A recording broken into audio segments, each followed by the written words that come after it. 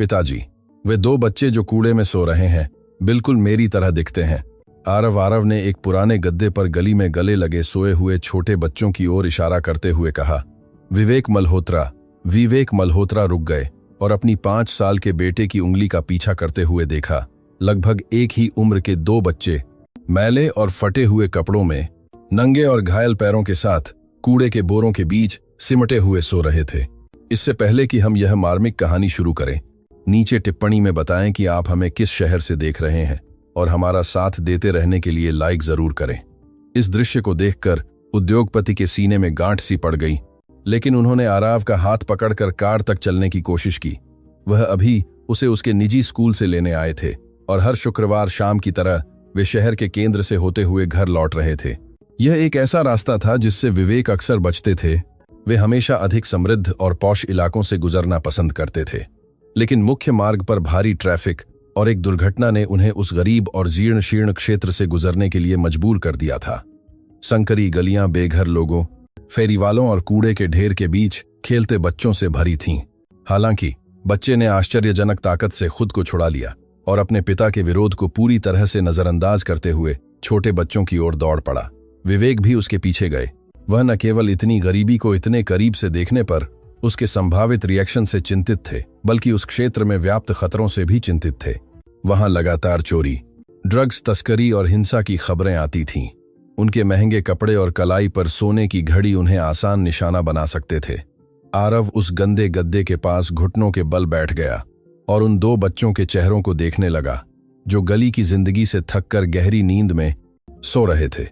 एक के बाल हल्के भूरे, घुंघराले और धूल के बावजूद चमकदार थे, बिल्कुल उसी की तरह, और दूसरा सांवला था जिसकी त्वचा थोड़ी गहरी थी। लेकिन उन दोनों के चेहरे के लक्षण आरव से बहुत मिलते जुलते थे। वही मेहराबदार और अभिव्यंजक भौहें, वही अंडाकार और नाजुक चेहरा, यहां तक कि वही ठोड़ी का डिंपल जो आरव को उसकी दिवंगत मां से विरासत में मिला था। विवेक धीमी गति से पास आए। उनकी बढ़ती बेचैनी जल्द ही घबराहट के करीब पहुंच गई। इस समानता में कुछ बेहद परेशान करने वाला था, कुछ जो एक साधारण संयोग से कहीं आगे था। यह ऐसा था जैसे वह अपने जीवन के विभिन्न क्षणों में एक ही जीव के 3 संस्करणों को देख रहे थे। आरव, हमें अभी यहीं से चलना होगा, हम यहां नहीं रुक सकते, विवेक ने अपने बेटे को मजबूती से उठाने की कोशिश करते हुए कहा।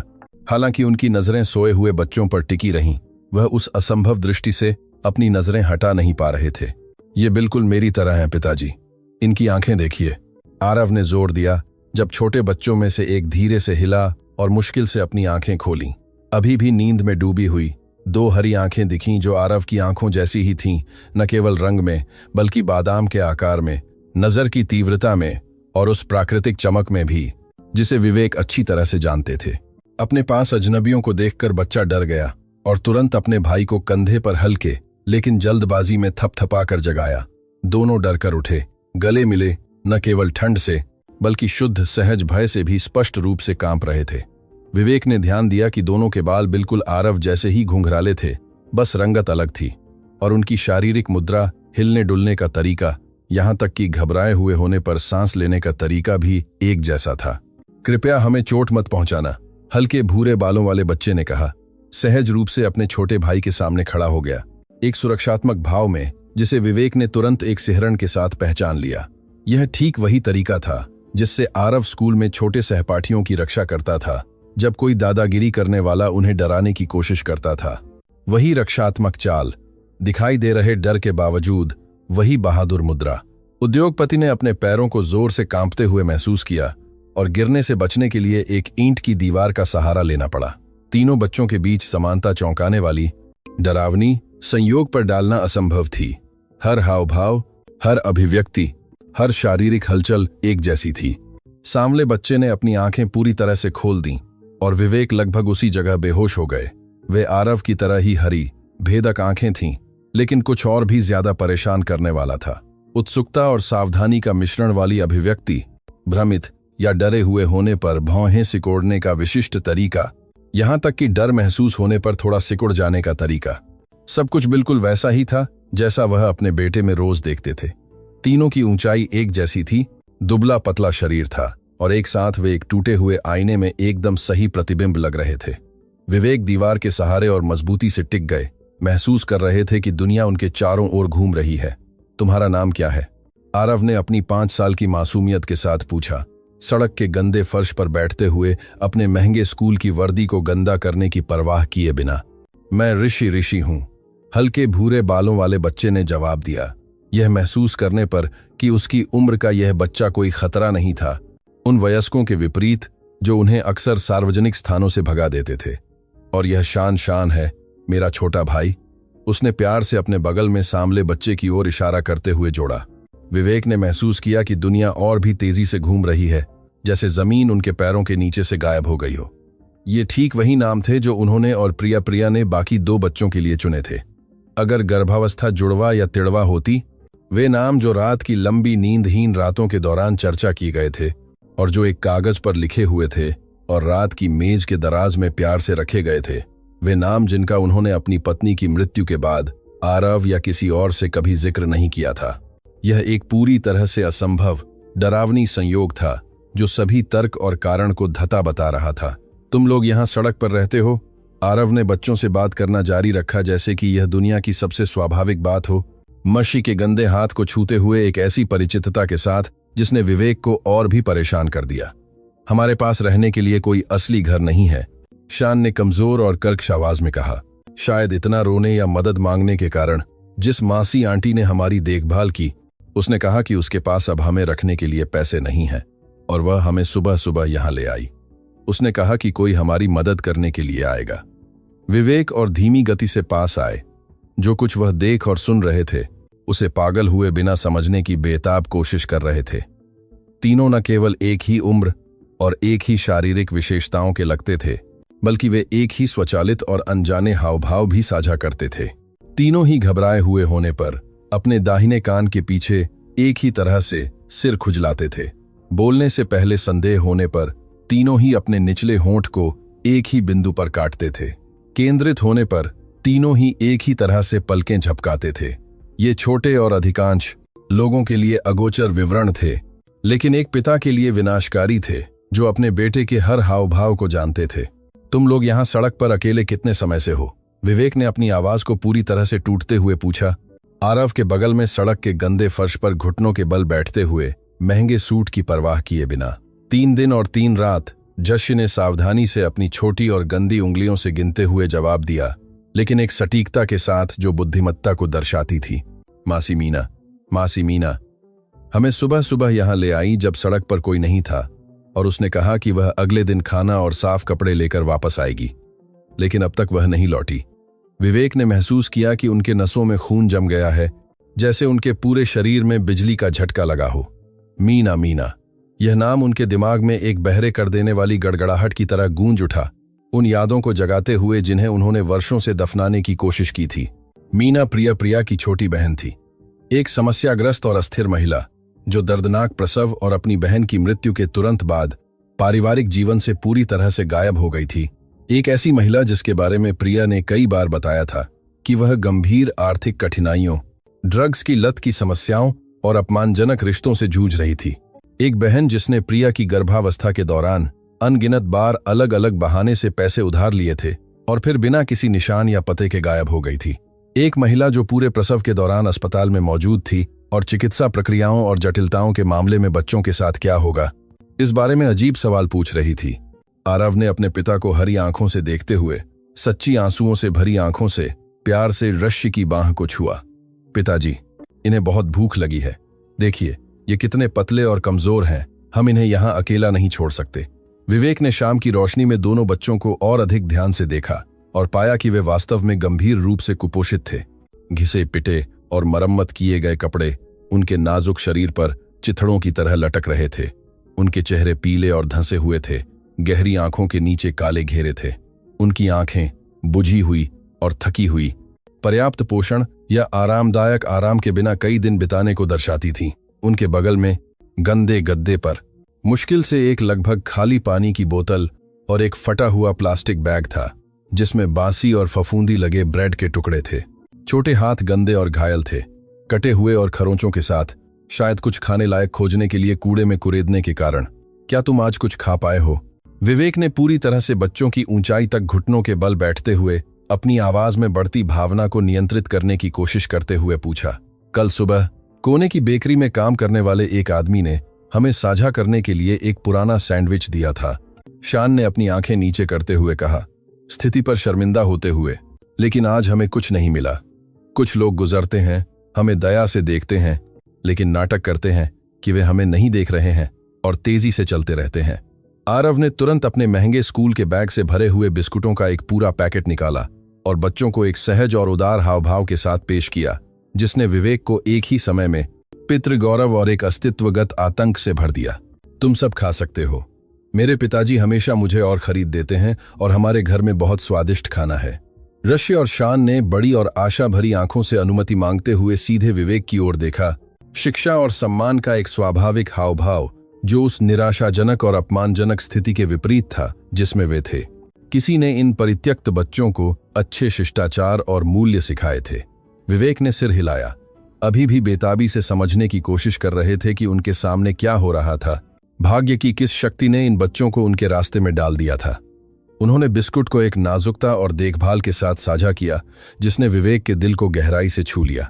वे हर बिस्कुट को सावधानी से आधा तोड़ते थे, खाने से पहले हमेशा एक दूसरे को पेश करते थे। वे धीरे धीरे चबाते थे, हर छोटे टुकड़े का स्वाद लेते थे जैसे कि यह एक वास्तविक दावत हो। कोई जल्दी नहीं थी, कोई लालच नहीं था, बस शुद्ध कृतज्ञता थी। आपका बहुत बहुत धन्यवाद, उन्होंने एक साथ कहा। और विवेक को यह पूर्ण निश्चितता थी कि उन्होंने ये आवाजें पहले सुनी हैं, न केवल एक या दो बार, बल्कि हजारों बार। यह केवल बच्चों का तीखा और मासूम लहजा नहीं था, बल्कि विशिष्ट उच्चारण, बोलने का विशेष ताल, हर शब्द का उच्चारण करने का सटीक तरीका था। सब कुछ आरव की आवाज जैसा ही था। यह अपने बेटे की रिकॉर्डिंग को जीवन के अलग अलग क्षणों में सुनने जैसा था। जब उन्होंने तीनों बच्चों को एक साथ गंदे फर्श पर बैठे हुए देखा तो समानताएं और भी स्पष्ट और डरावनी होती जा रही थीं। उन्हें नजरअंदाज करना या तर्कसंगत बनाना असंभव था।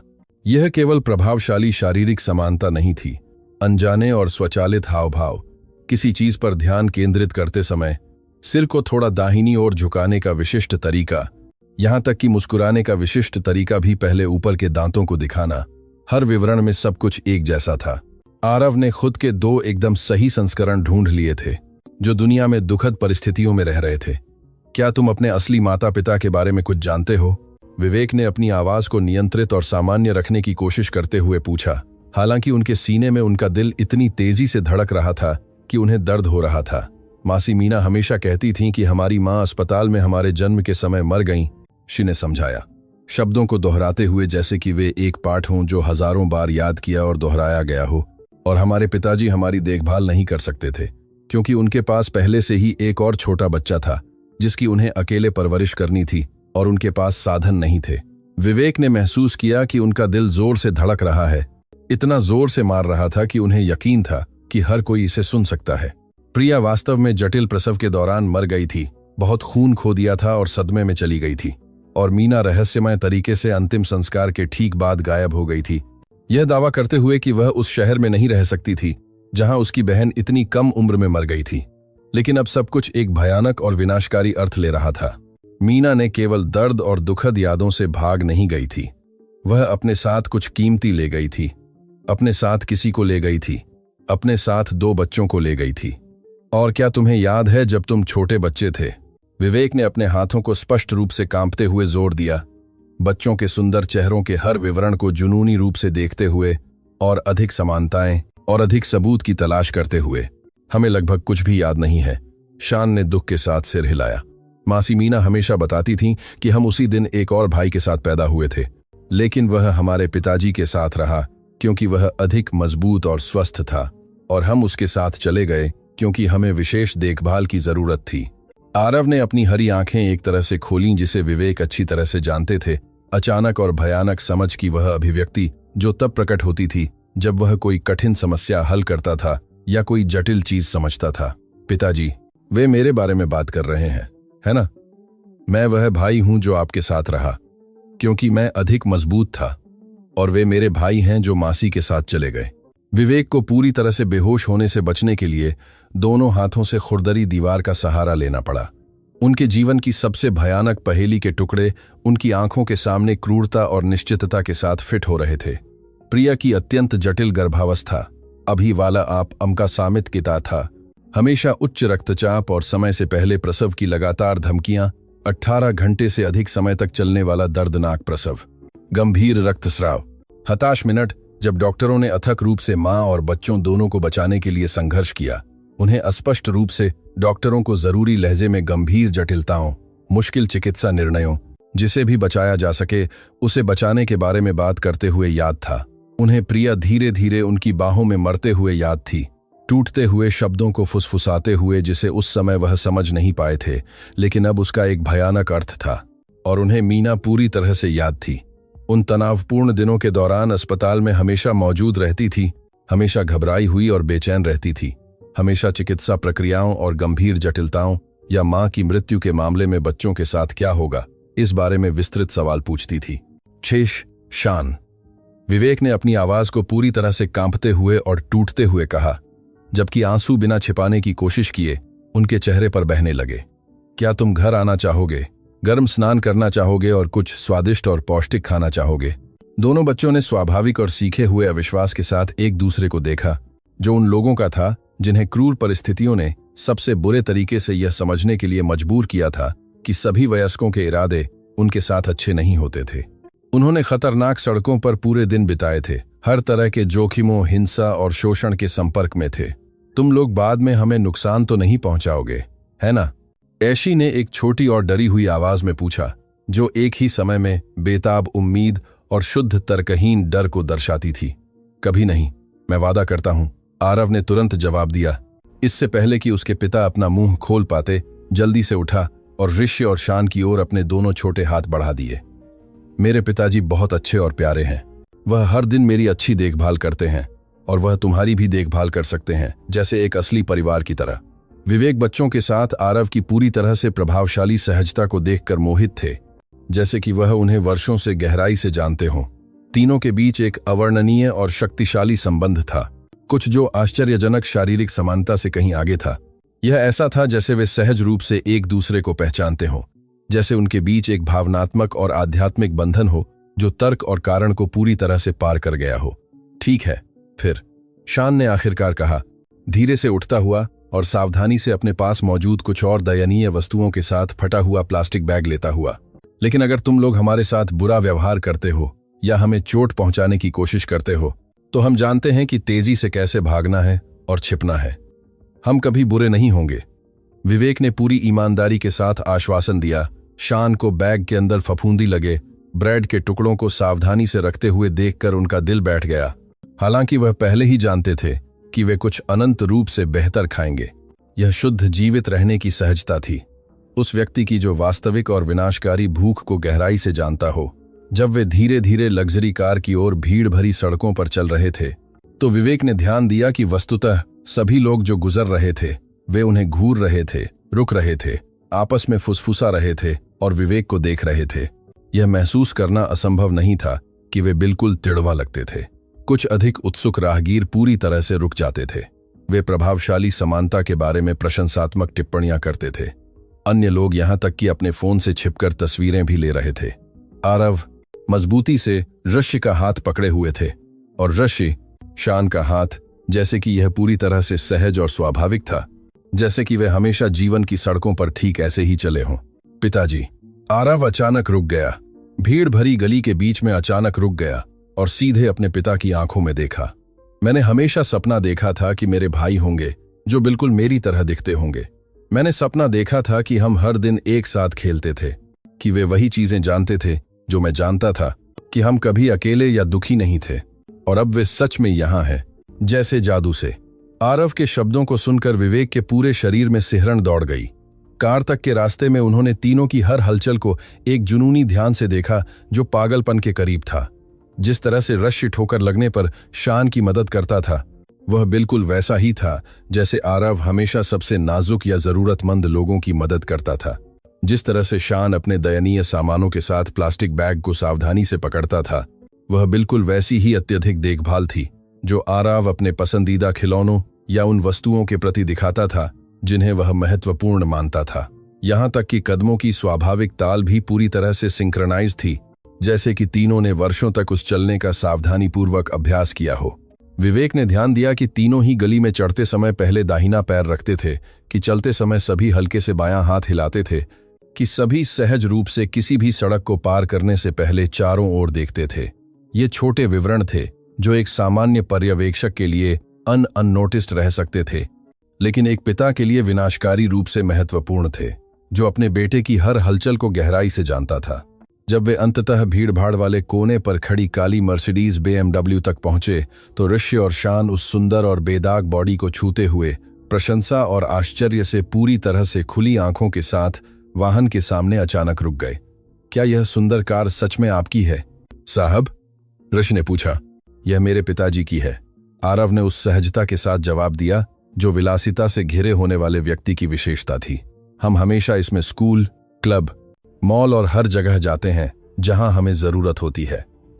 विवेक ने चमड़े के बेज, इंटीरियर और चमकदार सुनहरे विवरण को देखकर बच्चों की वास्तविक प्रतिक्रिया को ध्यान से देखा। उनकी मासूम आंखों में कोई ईर्ष्या, लालच या नाराजगी का कोई निशान नहीं था, बस शुद्ध जिज्ञासा और सम्मानजनक प्रशंसा थी।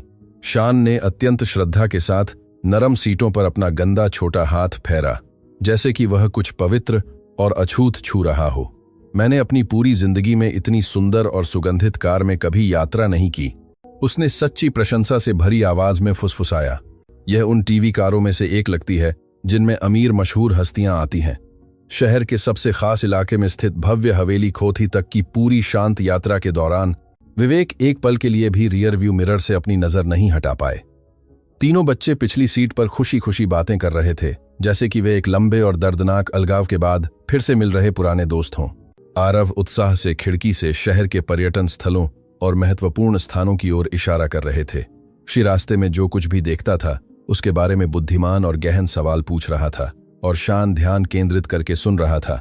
वेल को लेकर की सूलियाबी, वेल को लेकर की कियानी कराना, समय समय पर गहरे टिप्पणियां कर रहा था, जो एक 5 साल के बच्चे के लिए एक प्रभावशाली और परेशान करने वाली परिपक्वता को दर्शाती थी। वह ऊंची इमारत जो आप वहां देखते हैं, वहीं मेरे पिताजी हर दिन काम करते हैं, आरव ने चमकदार कांच की गगनचुंबी इमारत की ओर इशारा करते हुए उत्साह से समझाया। उनकी एक बड़ी कंपनी है जो पैसे वाले लोगों के लिए सुंदर घर बनाती है। और क्या तुम बड़े होकर उनके साथ वहां काम करोगे? ऋषि ने सच्ची जिज्ञासा के साथ पूछा। मुझे अभी तक नहीं पता। कभी कभी मैं बीमार बच्चों की मदद करने के लिए डॉक्टर बनने के बारे में सोचता हूं जिनके पास इलाज का खर्च उठाने के लिए पैसे नहीं है। विवेक ने उन शब्दों को सुनकर लगभग स्टीयरिंग व्हील पर नियंत्रण खो दिया।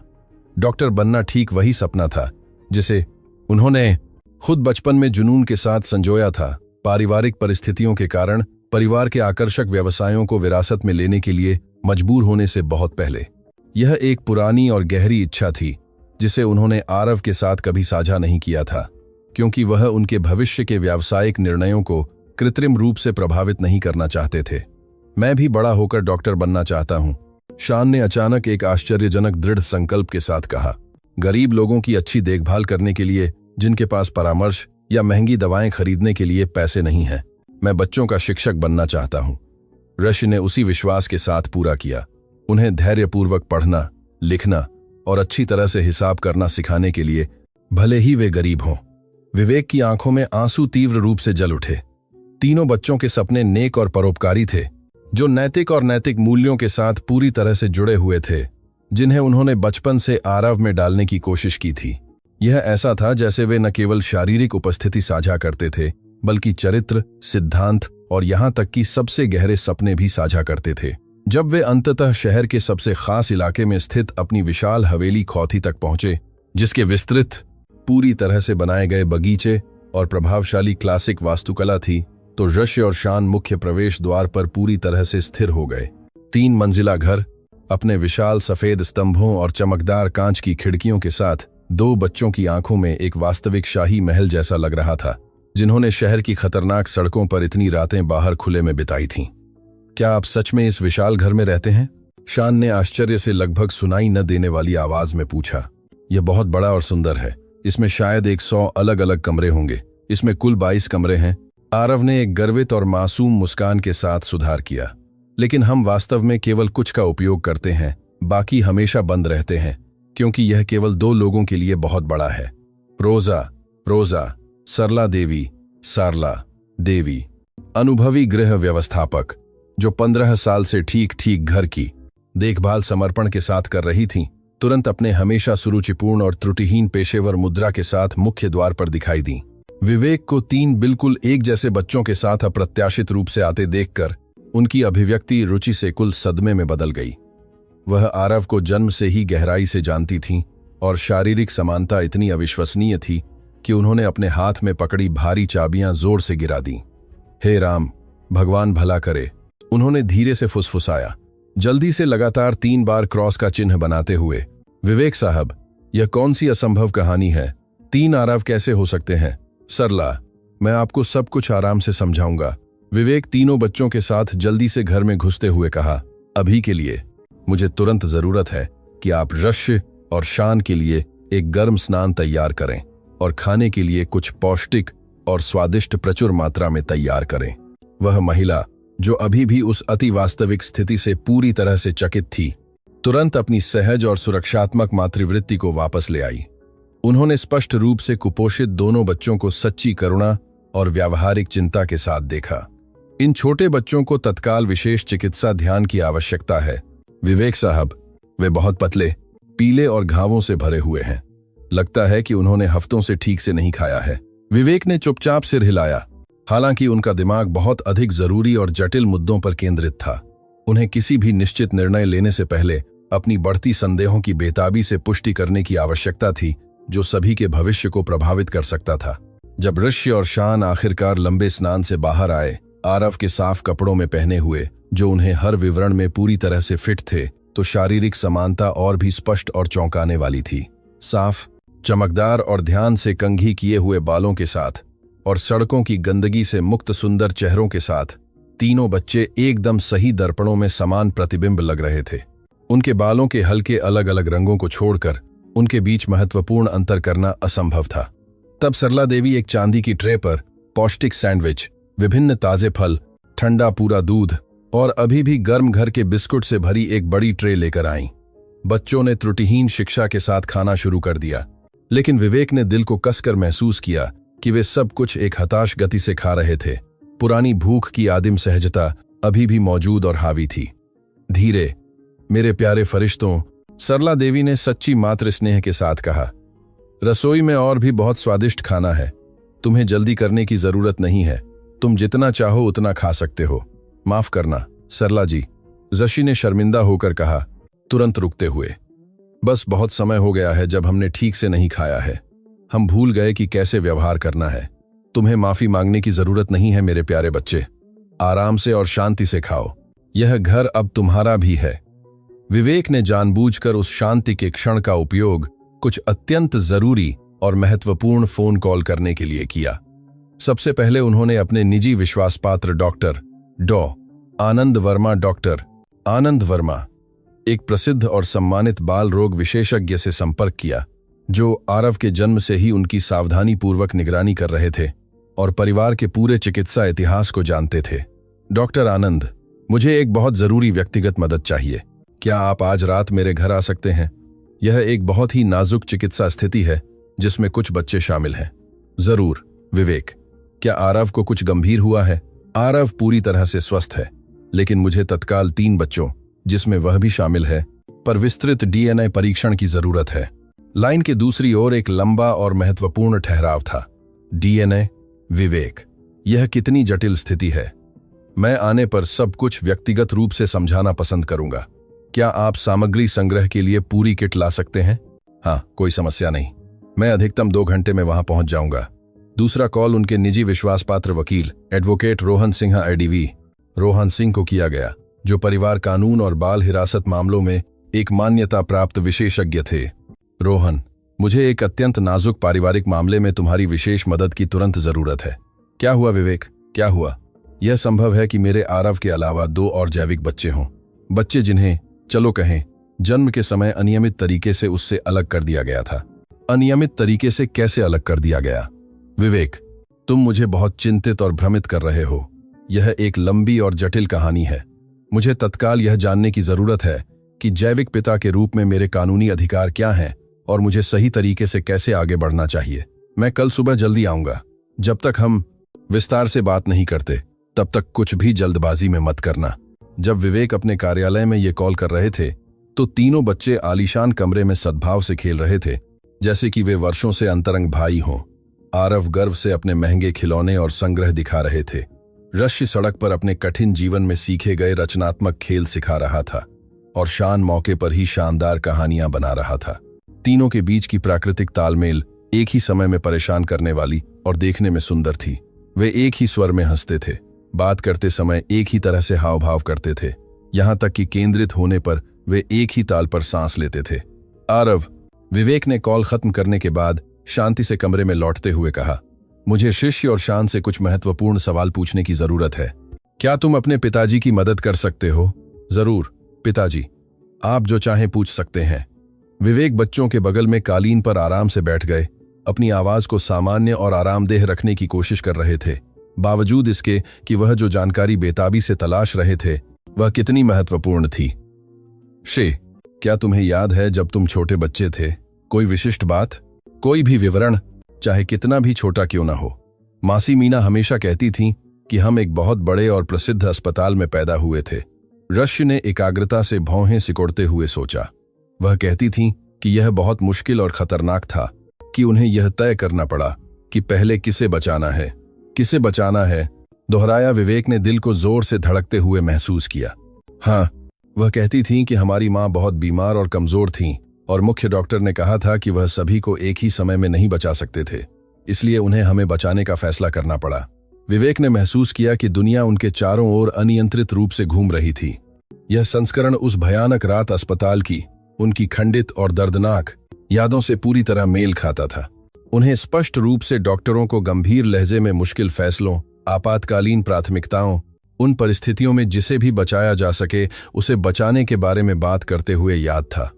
और क्या तुम जानते हो कि तुम्हारा जन्म ठीक किस अस्पताल में हुआ था? संजीवनी अस्पताल, संजीवनी हॉस्पिटल में, शान ने तुरंत जवाब दिया, बिना किसी हिचकिचाहट के। मासी मीना हमें हमेशा वहां ले जाती थीं जब हम बीमार होते थे या हमें दवाइयों की जरूरत होती थी। विवेक लगभग बेहोश हो गए। संजीवनी अस्पताल वही महंगा निजी अस्पताल था जहां आरव का जन्म हुआ था, जहां प्रिया ने अपने जीवन के लिए संघर्ष किया था और अंततः मर गई थी। शहर के आर्थिक अभिजात वर्ग द्वारा विशेष रूप से उपयोग किया जाने वाला एक अस्पताल। यह कोई तार्किक अर्थ नहीं रखता था कि कथित रूप से परित्यक्त बच्चों को वहां नियमित चिकित्सा देखभाल मिलती, जब तक कि कोई वैध और प्रलेखित पारिवारिक संबंध मौजूद न हो। और मासी मीना शारीरिक रूप से कैसी दिखती थीं, क्या तुम्हें वह अच्छी तरह याद है? वह हमारी असली मां की तरह बहुत दिखती थीं, ऋषि ने सोचा। उनके बाल काले, बहुत लंबे और सीधे थे, बड़ी और गहरी आंखें थीं और उनमें हमेशा सिगरेट और मीठे इत्र की तेज गंध आती थी। विवेक ने महसूस किया कि उनके नसों में खून जम गया है। यह प्रिया की छोटी बहन मीना का एक एकदम सही और विस्तृत विवरण था। हर विवरण उनकी समस्याग्रस्त साली की यादों से ठीक मेल खाता था, लेकिन वह हमेशा बहुत घबराई हुई और बेचैन रहती थीं। शान ने एक परेशान करने वाली गंभीरता के साथ जारी रखा, खासकर जब वह सड़क पर पुलिस को देखती थीं या जब कोई अनजान व्यक्ति हमसे सवाल पूछता था। ठीक किस तरह के सवाल उन्हें असहज करते थे? हमारे असली पिताजी कौन थे, हमारे परिवार के बारे में, हम कहां से आए थे? ऋषि ने विस्तार से समझाया। वह हमेशा हमें कहती थीं कि हमें उन महत्वपूर्ण बातों के बारे में अजनबियों से कभी बात नहीं करनी चाहिए क्योंकि यह खतरनाक था। विवेक तुरंत समझ गए कि मीना लगातार पकड़े जाने और बेनकाब होने के डर में जी रही थी। बच्चों द्वारा वर्णित व्यवहार बिल्कुल उस व्यक्ति का था जो गंभीर कानूनी परिणामों और जेल की संभावना के साथ कुछ अत्यंत गंभीर छिपा रहा था। और क्या तुम सच में खुश थे? मेरा मतलब है, क्या तुम मासी मीना के साथ रहते हुए खुश थे? दोनों बच्चों ने एक दूसरे को एक गहरे और परिपक्व दुख के साथ देखा, जिसने विवेक का दिल तोड़ दिया। यह दर्द की एक अभिव्यक्ति थी जिसे किसी भी बच्चे को इतनी गहराई से नहीं जानना चाहिए। हम उसे प्यार करते थे क्योंकि वह हमारी देखभाल करती थी, शान ने राजनयिक रूप से कहा, अपने शब्दों को अच्छी तरह से चुनते हुए। लेकिन वह हमेशा कहती थी कि हमारी देखभाल करना बहुत मुश्किल और थकाऊ था, कि उसने अपना पूरा जीवन हमारे लिए बलिदान कर दिया था। और कभी कभी वह कई दिनों तक गायब रहती थीं। ची ने टूटी हुई आवाज में पूरा किया। वह हमें घर पर या उन अनजान पड़ोसियों के साथ पूरी तरह से अकेला छोड़ जाती थीं, जिन्हें हमारे नाम भी ठीक से नहीं पता थे। विवेक ने अपने सीने में धीरे धीरे बढ़ता हुआ एक तीव्र क्रोध महसूस किया। मीना के बीच ने अनजान पड़ोसियों के साथ पूरी तरह से अकेला छोड़ जाती थीं। खिलाफ क्रोध, झूठ बोलने और स्थिति में हेरफेर करने के लिए, खुद के खिलाफ क्रोध और जानकारी न खोजने के लिए, क्रूर भाग्य के खिलाफ क्रोध जिसने उनके बेटों को क्रूरता से अलग कर दिया था, लेकिन साथ ही उन्हें जीवित और अपेक्षाकृत अच्छी स्थिति में पाकर एक अपार और मुक्त करने वाली राहत महसूस हुई। पिताजी, आरव ने अचानक अपने पिता के उथल पुथल वाले विचारों को बाधित करते हुए कहा, हम अब हमेशा के लिए एक साथ रह सकते हैं। जश और शान एक असली परिवार की तरह हमारे घर में हमारे साथ रह सकते हैं। विवेक ने 3 जोड़ी बिल्कुल एक जैसी हरी आंखों में गहराई से देखा, जो उनसे उम्मीद और आशा के साथ टिकी हुई थीं, एक निश्चित उत्तर का इंतजार कर रही थीं, जो उन सभी के जीवन को हमेशा के लिए और अपरिवर्तनीय रूप से बदल देगा। जिम्मेदारी भारी और डरावनी थी, लेकिन उनके दिल में बढ़ती निश्चितता पूरी तरह से अटूट थी। अगर तुम लोग सच में रहना चाहते हो, और अगर सभी परीक्षण पुष्टि करते हैं कि मैं दृढ़ता से मानता हूं कि वे पुष्टि करेंगे, तो तुम तीनों कभी भी एक और दिन के लिए अलग नहीं होंगे, उन्होंने गंभीरता के साथ कहा। विवेक के शब्द आलीशान कमरे में एक पवित्र वादा की तरह गूंज उठे, और तीनों बच्चों ने एक जबरदस्त भावनात्मक बल के साथ सहज रूप से एक दूसरे को गले लगा लिया, शुद्ध और अप्रत्याशित खुशी का एक सही चक्र बनाते हुए। ऋष्य और शान खूब रोने लगे, लेकिन वे राहत और नवीनीकृत आशा के पारदर्शी आंसू थे, दुख या निराशा के नहीं। आरव ने दोनों के छोटे हाथों को सुरक्षात्मक दृढ़ता के साथ पकड़ा, जैसे कि वह शारीरिक रूप से गारंटी देना चाहता हो कि वे फिर कभी अलग नहीं होंगे, जैसे कि वह क्रूर भाग्य को उन्हें फिर से दूर ले जाने से रोक सकता हो। विवेक ने उस मार्मिक दृश्य को देखा। उनका दिल सचमुच विरोधाभासी और जबरदस्त भावनाओं से भरा हुआ था। एक ओर उन्हें अपने बेटों को पाकर एक अकथनीय खुशी महसूस हुई, जिन्हें उन्होंने दर्दनाक प्रसव के क्षण से हमेशा के लिए खो दिया था। दूसरी ओर उन्हें एक बढ़ती हुई और पक्षाघातकारी चिंता ने घेर लिया। बाहरी दुनिया, रूढ़िवादी समाज, सक्षम अधिकारियों को उस असंभव स्थिति को कैसे समझाएं? उनके बेटे जैसे 2 और बच्चों का अचानक प्रकट होना कैसे न्याय संगत ठहराया जाए?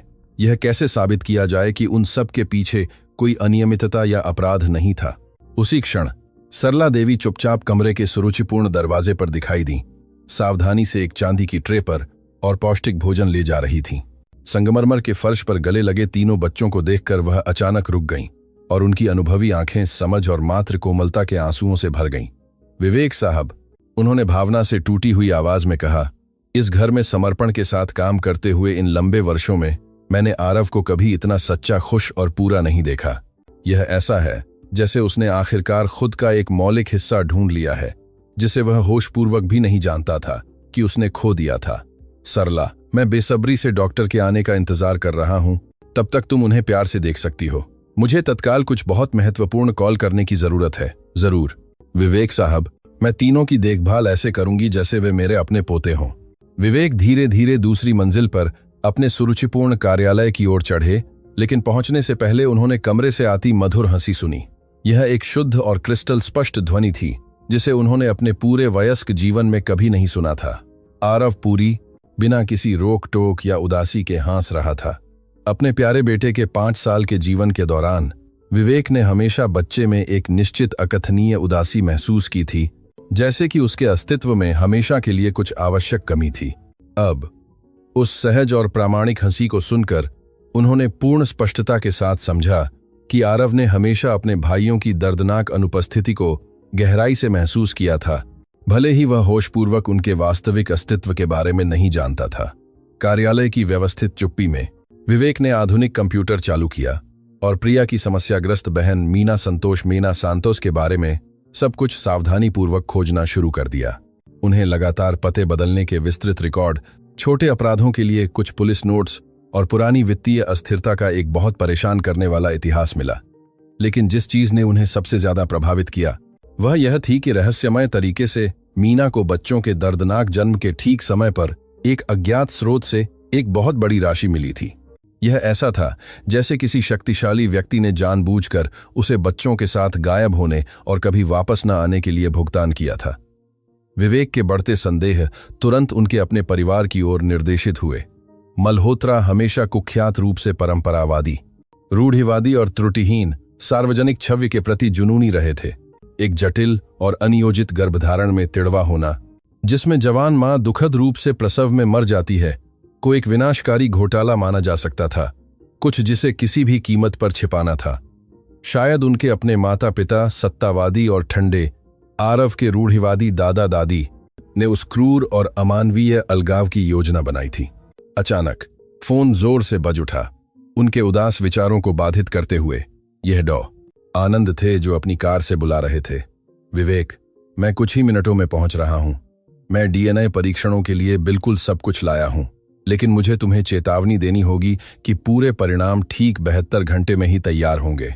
डॉक्टर आनंद, डीएनए के अलावा मुझे आपसे दोनों बच्चों की सावधानीपूर्वक जांच करने की जरूरत है। वे गली में परित्यक्त रहे हैं और उन्हें गंभीर स्वास्थ्य समस्याएं हो सकती हैं। चिंता मत करो, मैं अपना पूरा चिकित्सा उपकरण लाया हूं। हम सब कुछ का विस्तृत मूल्यांकन करेंगे। जब विवेक शांति से संगमरमर की सीढ़ियों से नीचे उतरे तो उन्हें एक घरेलू दृश्य मिला जिसने उन्हें अपने पूरे वयस्क जीवन में किसी भी चीज से ज्यादा छू लिया।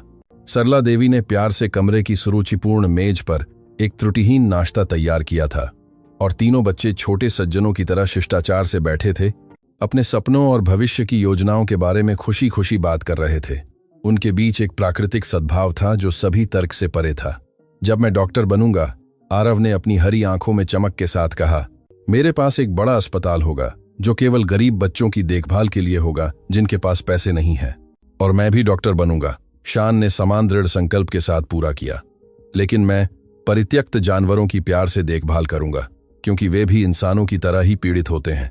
और मैं एक शिक्षक बनूंगा, जिन ने प्रशंसनीय विश्वास के साथ कहा, उन बच्चों को धैर्यपूर्वक पढ़ाऊंगा जिन्हें कभी सच में पढ़ने का मौका नहीं मिला। विवेक इस बात से गहराई से प्रभावित हुए कि तीनों ने एक संयुक्त और एकीकृत भविष्य की कितनी स्वाभाविक रूप से कल्पना की थी, जैसे कि वे सहज रूप से हमेशा से जानते थे कि वे जीवन का सामना करने के लिए एकजुट होंगे। यह ऐसा था जैसे वे न केवल जीन बल्कि मूल्य, सपने और दुनिया का एक समान दृष्टिकोण भी साझा करते थे। डॉ आनंद निर्धारित समय पर ठीक आए, सावधानी से 2 पेशेवर और भारी चिकित्सा ब्रीफकेस ले जा रहे थे। वह 60 वर्ष के एक प्रतिष्ठित व्यक्ति थे, जिनके बाल पूरी तरह से सफेद थे और सुरुचिपूर्ण सुनहरे चश्मे थे जो तत्काल विश्वास और विश्वसनीयता को प्रेरित करते थे। वह विवेक को कॉलेज के दिनों से जानते थे और उन्होंने आरव के जन्म और प्रिया की मृत्यु की पूरी विनाशकारी त्रासदी का पेशेवर रूप से साथ दिया था। विवेक, उन्होंने कमरे में शांति से प्रवेश करते हुए कहा। तीनों बच्चों को एक साथ देखकर अचानक रुक गए। हे भगवान, यह कितनी असंभव समानता है। यह ठीक उसी अकथनीय समानता के बारे में है जिसके बारे में मुझे आपसे तत्काल बात करने की जरूरत है, विवेक ने गंभीरता से जवाब दिया। डॉ आनंद एक अनुभवी बाल रोग विशेषज्ञ की विशिष्ट देखभाल और प्राकृतिक कोमलता के साथ बच्चों के पास सावधानी से पहुंचे, जिन्होंने दशकों तक बाल देखभाल के लिए समर्पित किया था। नमस्ते प्यारे बच्चों, मैं डॉ आनंद हूं, कई सालों से आरव का निजी डॉक्टर। तुम मुझे प्यार से डॉ आनंद कह सकते हो। नमस्ते डॉक्टर, ऋषि और शान ने एक साथ उसी त्रुटिहीन शिक्षा के साथ कहा जिसे विवेक ने बार बार नोटिस किया था और प्रशंसा की थी। मुझे तुम्हारी कुछ बहुत सरल चिकित्सा जांच करने की जरूरत है। ठीक है, यह बिल्कुल भी दर्द नहीं देगा, मैं वादा करता हूं। जब डॉक्टर विशेष उपकरणों के साथ बच्चों की सावधानीपूर्वक जांच कर रहे थे तो विवेक ने पूरी जटिल स्थिति को मिनट के विवरण के साथ समझाया। डॉ आनंद ध्यान से सुन रहे थे, बढ़ते आश्चर्य और चिकित्सा और नैतिक चिंता के साथ। विवेक, अगर यह सब वैज्ञानिक रूप से पुष्टि हो जाती है तो हमारे सामने एक अत्यंत नाजुक अवैध चिकित्सा स्थिति है। इन बच्चों को न केवल उनके जैविक परिवार से बल्कि अपर्याप्त नियमित चिकित्सा देखभाल से भी आपराधिक रूप से वंचित किया गया था। विस्तृत चिकित्सा जांच से पता चला कि पशी और शान स्पष्ट रूप से कुपोषित थे, हल्के लेकिन चिंताजनक एनीमिया और कुछ महत्वपूर्ण विटामिन की कमी के साथ। हालांकि कुछ भी ऐसा नहीं था जिसे पर्याप्त पोषण पूरक और नियमित चिकित्सा देखभाल से पूरी तरह से ठीक न किया जा सके। उन्हें अगले 6 महीनों तक गहन पोषण संबंधी सहायता और चिकित्सा निगरानी की आवश्यकता होगी, डॉक्टर ने पेशेवर गंभीरता के साथ समझाया। लेकिन वे स्वाभाविक रूप से मजबूत और लचीले बच्चे हैं। उचित देखभाल के साथ वे पूरी तरह से ठीक हो जाएंगे। डीएनए परीक्षण के लिए सामग्री का संग्रह आश्चर्यजनक रूप से त्वरित और दर्द रहित था।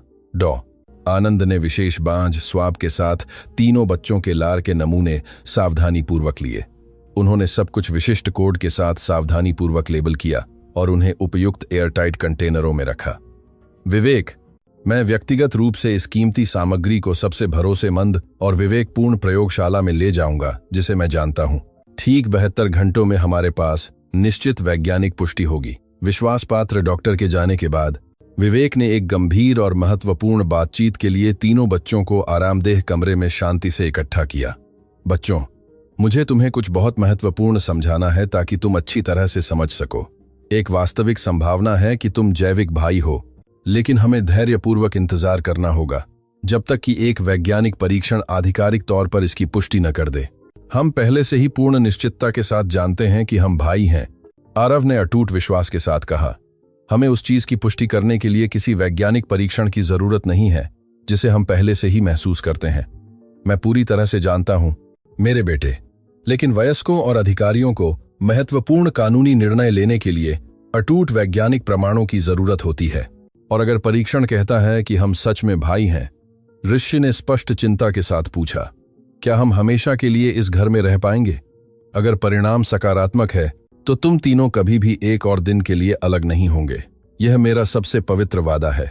शान, जो पूरी बातचीत के दौरान विचारशील और चुप रहा था, आखिरकार एक छोटी लेकिन दृढ़ आवाज में बोला, विवेक साहब, क्या हम आपको सच में पिताजी कह सकते हैं? मासूम सवाल विवेक के पेट में एक भावनात्मक मुक्के जैसा था। ठीक 5 अकेले वर्षों के लिए केवल आरव ने उन्हें पिताजी कहा था। उस पवित्र शब्द को एक ऐसे बच्चे के मुंह से सुनना जिसे वह कुछ ही घंटे पहले मिले थे, ने गहरी भावनाएं जगाईं जिन्हें वह जानते भी नहीं थे कि उनके दिल में मौजूद थीं। तुम मुझे ठीक वैसे ही कह सकते हो जैसे तुम्हें सबसे ज्यादा आरामदायक महसूस हो, उन्होंने भावना से टूटी हुई आवाज में जवाब दिया। तो आप अब से हमारे पिताजी हैं, ट्रिश ने एक मार्मिक सादगी के साथ कहा, और हम फिर कभी अकेले या परित्यक्त नहीं होंगे। उस विशेष और परिवर्तनकारी रात विवेक ने सावधानीपूर्वक ऋषि और शान को आरव के बगल में आलीशान कमरों में स्थापित किया, लेकिन तीनों बच्चों ने निर्णायक रूप से आरव के पारिवारिक कमरे में एक साथ सोने पर जोर दिया। हम पूरी जिंदगी अलग अलग सोए हैं, आरव ने एक मार्मिक गंभीरता के साथ समझाया। अब हम खोए हुए समय को पकड़ने के लिए एक साथ रहना चाहते हैं। विवेक तुरंत सहमत हो गए। वर्षों के जबरन अलगाव के बाद शारीरिक रूप से करीब रहने की उनकी सहज आवश्यकता से गहराई से प्रभावित हुए। उन्होंने आरव के कमरे के फर्श पर अतिरिक्त गद्दे रखे और एक प्रकार का आरामदायक पारिवारिक शिविर आयोजित किया। जब बच्चे शांति से सोने की तैयारी कर रहे थे तो सरला देवी एक गंभीर अभिव्यक्ति के साथ विवेक के पास आईं। विवेक साहब, क्या मैं आपको कुछ महत्वपूर्ण बता सकती हूँ?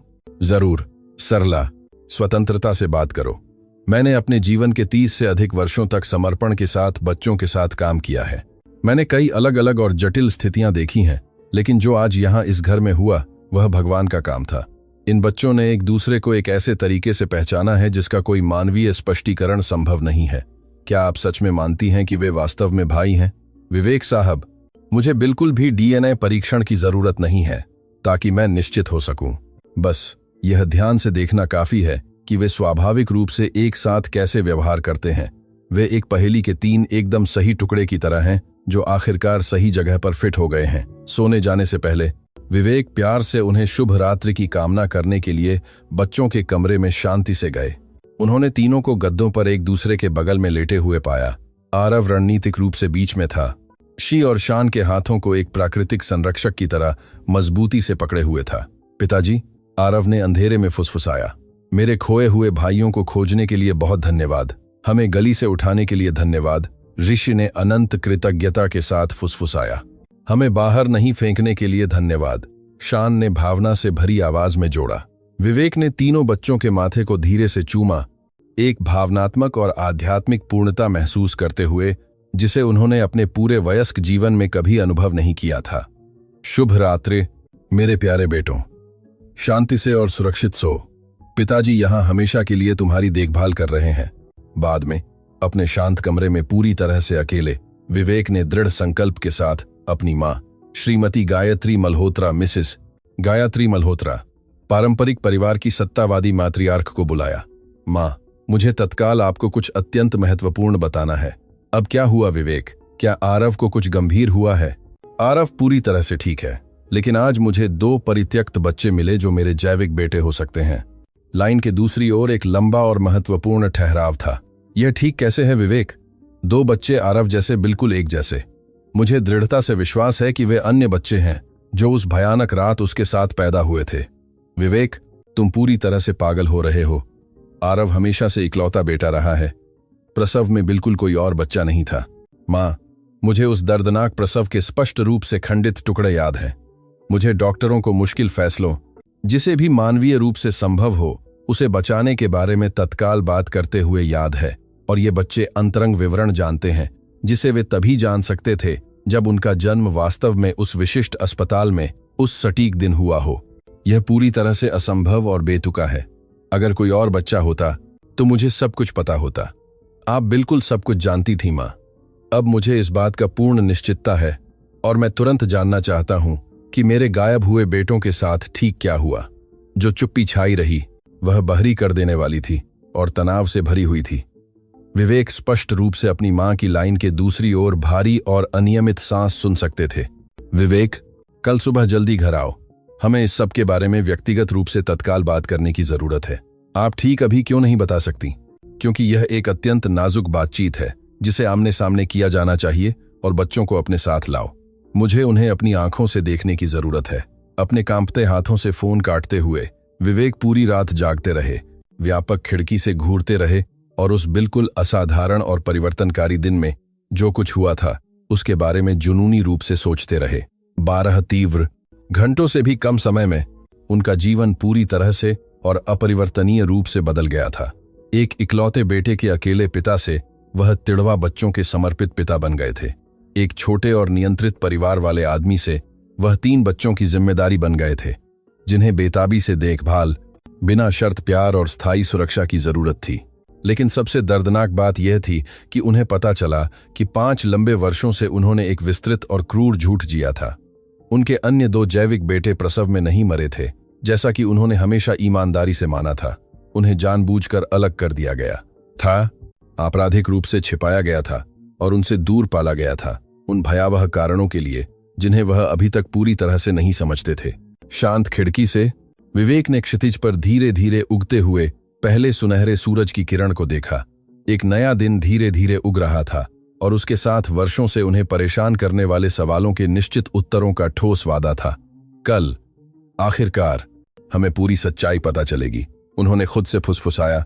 बगल के कमरे में शांति से सो रहे तीनों बच्चों के बारे में प्यार से सोचते हुए जबरन और अनावश्यक अलगाव के 5 क्रूर वर्षों के बाद आखिरकार फिर से मिल गए थे। सुबह उम्मीद से पहले आ गई। पड़ोसी कमरे में बच्चों की कोमल आवाजों से घोषित हुई। जब विवेक ने आरव के कमरे से आती धीमी हंसी और फुसफुसाहट वाली बातचीत सुनी तब मुश्किल से 6 बजे थे। वह चुपचाप उठे और अधखुले दरवाजे से झांककर एक दृश्य देखा जिसने उन्हें एक ही समय में कोमलता और उदासी से भर दिया। तीनों अभी भी पायजामा में फर्श पर एक घेरे में बैठे थे। आरव ने एक दराज में छिपाए गए बिस्कुट साझा कर रहे थे। नश्य शान को हाथों का खेल सिखा रहा था जबकि आरव ध्यान से देख रहा था। वह भी सीखने की कोशिश कर रहा था। यह ऐसा था जैसे उस सुबह वे वर्षों के खोए हुए खेल को पकड़ रहे थे। शुभ प्रभात बच्चों, विवेक ने एक सच्ची मुस्कान के साथ कमरे में प्रवेश करते हुए कहा। क्या तुम लोग अच्छी तरह से सोए? पिताजी, यह मेरी जिंदगी की सबसे अच्छी रात थी, आरव ने तुरंत जवाब दिया। मैंने सपना देखा कि हम एक साथ आकाश में उड़ रहे थे। मैंने भी सपना देखा कि हम उड़ रहे थे, तीश ने आश्चर्य से जोड़ा। और एक सुंदर महिला थी जो हमें आकाश से मुस्कुरा रही थी। विवेक ने अपनी रीढ़ में सिहरन महसूस की। प्रिया ने हमेशा कहा था कि जब वह मरेगी तो वह एक पक्षी की तरह स्वतंत्र उड़ना चाहती थी। क्या यह संभव था कि बच्चों ने अपनी मां का सपना देखा हो जिसे वे कभी नहीं मिले थे? और मैंने सपना देखा कि हम फूलों से भरे एक बड़े बगीचे वाले घर में रह रहे थे। शान ने पूरा किया। और हमारे पास एक भूरा कुत्ता था जो हमारे साथ खेलता था। विवेक लगभग लड़खड़ा गए। प्रिया की मृत्यु से पहले उन्होंने पैदा होने वाले बच्चे के साथ के लिए एक गोल्डन रिट्रीवर खरीदने की योजना बनाई थी, एक सपना जिसका उन्होंने आरव से कभी जिक्र नहीं किया था। उसी क्षण सरला देवी एक ट्रे पर गर्म चॉकलेट और ताजे बंस के साथ दरवाजे पर दिखाई दी। शुभ प्रभात मेरे प्यारे फरिश्तों, नाश्ता अच्छी तरह से करो क्योंकि आज एक महत्वपूर्ण दिन होगा। जब बच्चे नाश्ता कर रहे थे तो विवेक को एक अप्रत्याशित कॉल आया। यह उनके वकील डॉ रोहन थे, जो उम्मीद से पहले बुला रहे थे। विवेक, मुझे तुमसे तुरंत बात करने की जरूरत है। रात भर में कुछ गंभीर हुआ है। क्या हुआ? रोहन, पुलिस को नाबालिगों के अपहरण के बारे में एक गुमनाम शिकायत मिली है। किसी ने कहा कि तुम अपने घर में 2 बच्चों को उनकी इच्छा के विरुद्ध रख रहे हो। विवेक ने महसूस किया कि उनका खून जम गया है। अपहरण कैसे? वे बच्चे सड़क पर परित्यक्त थे। मैं जानता हूं, लेकिन शिकायत दर्ज की गई है और अब बाल कल्याण परिषद काउंसिल तुतेलार दौरा करना चाहती है। वे किसी भी समय आ सकते हैं। रोहन, वे बच्चे मेरे बेटे हैं। मुझे यकीन है कि वे हैं। विवेक, लेकिन जब तक डीएनए सबूत नहीं मिलता, कानूनी रूप से वे लापता नाबालिग बने हुए हैं। तुम्हें अधिकारियों के साथ पूरी तरह से सहयोग करना होगा। फोन काटने के बाद विवेक ने तीनों बच्चों को कमरे में इकट्ठा किया। उन्हें जो हो सकता था उसके लिए उन्हें तैयार करना था। बच्चों, आज कुछ महत्वपूर्ण लोग आपसे सवाल पूछने आ सकते हैं। मैं चाहता हूं कि तुम हमेशा सच्चाई से जवाब दो, ठीक है? किस तरह के सवाल? ऋषि ने विवेक की आवाज में चिंता महसूस करते हुए पूछा। आप यहां कैसे पहुंचे? आपको कैसा महसूस होता है? क्या किसी ने आपको रहने के लिए मजबूर किया? किसी ने हमें मजबूर नहीं किया, शान ने दृढ़ता से कहा। हमने यहां रहना चुना क्योंकि यह हमारा घर है। तब आरव अपने पिता के पास आया और उनका हाथ पकड़ लिया। पिताजी, वे हमें अलग नहीं करेंगे, है ना? मैं ऐसा न होने देने के लिए सब कुछ करूंगा मेरे बेटे। सुबह 9 बजे 2 कारें हवेली के सामने रुक गईं। पहली कार से एक सामाजिक कार्यकर्ता, एक मनोवैज्ञानिक और बाल कल्याण परिषद का एक प्रतिनिधि नीचे उतरा। दूसरी से 2 वर्दीधारी पुलिस अधिकारी उतरे। विवेक ने घंटी बजने से पहले दरवाजा खोल दिया। शुभ प्रभात। मुझे लगता है कि आप बच्चों की वजह से यहाँ हैं। सामाजिक कार्यकर्ता, चश्मे और सख्त मुद्रा वाली एक मध्यम आयु वर्ग की महिला ने पूछा। मैं बाल कल्याण परिषद से डॉ. मारिसा सिल्वा हूँ। हमें आपके निवास पर 2 बच्चों को कथित रूप से हिरासत में लिए जाने की शिकायत मिली है। बच्चों को हिरासत में नहीं लिया गया है, उनकी देखभाल की जा रही है क्योंकि मैंने उन्हें सड़क पर परित्यक्त पाया। फिर भी हमें स्थिति का आकलन करने के लिए उनसे अलग से बात करने की जरूरत है। विवेक ने स्वीकार किया, लेकिन साक्षात्कार के साथ रहने के लिए कहा। मनोवैज्ञानिक डॉ. कार्मेन सामाजिक कार्यकर्ता से ज्यादा समझदार थीं। विवेक साहब, हम पहले बच्चों से एक साथ बात करेंगे और फिर व्यक्तिगत रूप से। यह महत्वपूर्ण है कि वे सहज महसूस करें। तीनों छोटे बच्चों को लिविंग रूम में ले जाया गया, जहां वे बड़े सोफे पर अगल बगल बैठ गए। उनके बीच की समानता किसी से छिपी नहीं थी। हे भगवान! पुलिस अधिकारियों में से एक ने अपने साथी से फुसफुसाया। वे बिल्कुल तिड़वा लगते हैं। डॉ. कार्मेन उनके सामने घुटनों के बल बैठ गईं। नमस्ते बच्चों, मैं डॉ. कार्मेन हूं और मैं आपसे बात करने आई हूं। क्या तुम मुझे बता सकते हो कि तुम इस घर में कैसे आए? आरव ने पहले जवाब दिया। मैं और मेरे पिताजी स्कूल से लौट रहे थे जब हमने रश्य और शान को सड़क पर सोते हुए देखा। मैंने अपने पिताजी से कहा कि वे बिल्कुल मेरी तरह दिखते हैं। और क्या तुम लोग यहां आना चाहते थे? मनोवैज्ञानिक ने रश्य और शान से पूछा। हाँ, रश्य ने बिना किसी हिचकिचाहट के जवाब दिया। आरव ने कहा कि यह हमारा घर भी होगा। क्या तुम यहां खुश हो? बहुत खुश, शान ने कहा। जीवन में पहली बार हमारे पास एक असली परिवार है, सामाजिक कार्यकर्ता ने और सख्त लहजे में हस्तक्षेप किया। बच्चों, क्या तुम जानते हो कि तुम अजनबी लोगों के साथ नहीं रह सकते? जो वयस्क पहले तुम्हारी देखभाल करते थे, वे कहाँ हैं? मासी मीना ने हमें सड़क पर छोड़ दिया और कभी वापस नहीं आई, रश्य ने समझाया। उन्होंने हमसे कहा था कि वह हमारे लिए एक नया परिवार खोजने जा रही हैं, लेकिन उन्होंने झूठ बोला। और यह मासी मीना कौन है? वह हमारी माँ की बहन थीं, शान ने जवाब दिया। लेकिन उन्हें हमारी देखभाल करना ज्यादा पसंद नहीं था। 2 घंटे तक अधिकारियों ने विस्तृत सवाल पूछे। बच्चों से व्यक्तिगत रूप से, विवेक से और सरला देवी से भी बात की। गृह व्यवस्थापक स्थिति को स्पष्ट करने में महत्वपूर्ण थीं। डॉक्टर सरला देवी ने मनोवैज्ञानिक से कहा, मैंने 30 से अधिक वर्षों तक बच्चों के साथ काम किया है। इन छोटे बच्चों को मजबूर या दुर्व्यवहार नहीं किया जा रहा है। इसके विपरीत, मैंने कभी बच्चों को इतना खुश और एकीकृत नहीं देखा। लेकिन उनके बीच समानता चौंकाने वाली है। सामाजिक कार्यकर्ता ने टिप्पणी की। आप इसे कैसे समझाती हैं? मैं इसे इस तथ्य से समझाती हूं कि वे भाई हैं, विवेक ने दृढ़ता से कहा। हमने पहले ही डीएनए परीक्षण के लिए नमूने एकत्र कर लिए हैं। 2 दिनों में हमारे पास पुष्टि होगी। तब तक बच्चों को राज्य की हिरासत में रहना होगा, सामाजिक कार्यकर्ता ने घोषणा की। यह मानक प्रक्रिया है। नहीं, आराव सोफे से उठते हुए चिल्लाया। आप मेरे भाइयों को नहीं ले जा सकते। रश्य और शान आराव से गले मिलते हुए रोने लगे। कृपया हमें फिर से अलग मत करो। जीश ने विनती की। मनोवैज्ञानिक ने प्रतिक्रिया को पेशेवर ध्यान से देखा। डॉक्टर मारिसा, इन बच्चों का एक बहुत मजबूत भावनात्मक बंधन है। उन्हें अब अलग करना मनोवैज्ञानिक आघात का कारण बन सकता है। लेकिन प्रोटोकॉल को बच्चों की भलाई पर विचार करना चाहिए। मनोवैज्ञानिक ने हस्तक्षेप किया। मैं सुझाव देती हूं कि वे डीएनए परिणाम आने तक निगरानी में यहीं रहें। लंबी चर्चा के बाद अधिकारियों ने एक अस्थायी समझौते पर पहुंचे। बच्चों को विवेक के साथ रहने दिया जा सकता था, लेकिन बाल कल्याण परिषद के दैनिक दौरे होंगे और स्थिति का लगातार पुनर्मूल्यांकन किया जाएगा। विवेक साहब, सामाजिक कार्यकर्ता ने जाने से पहले कहा, कोई भी अनियमितता और बच्चों को तुरंत हटा दिया जाएगा। अधिकारियों के जाने के बाद विवेक ने तीनों को गले लगाया। सब ठीक हो जाएगा। 2 दिनों में हमारे पास इस बात का सबूत होगा कि तुम भाई हो। लेकिन पिताजी, आरव ने कहा, कुछ लोग परिवारों को क्यों अलग करना चाहते हैं? कभी कभी आरव, लोग यह नहीं समझते कि परिवार केवल वही नहीं होता जो एक ही उपनाम साझा करते हैं, बल्कि वे होते हैं जो सच में एक दूसरे से प्यार करते हैं। उस शाम विवेक ने बच्चों को दादी गायत्री से मिलवाने का फैसला किया।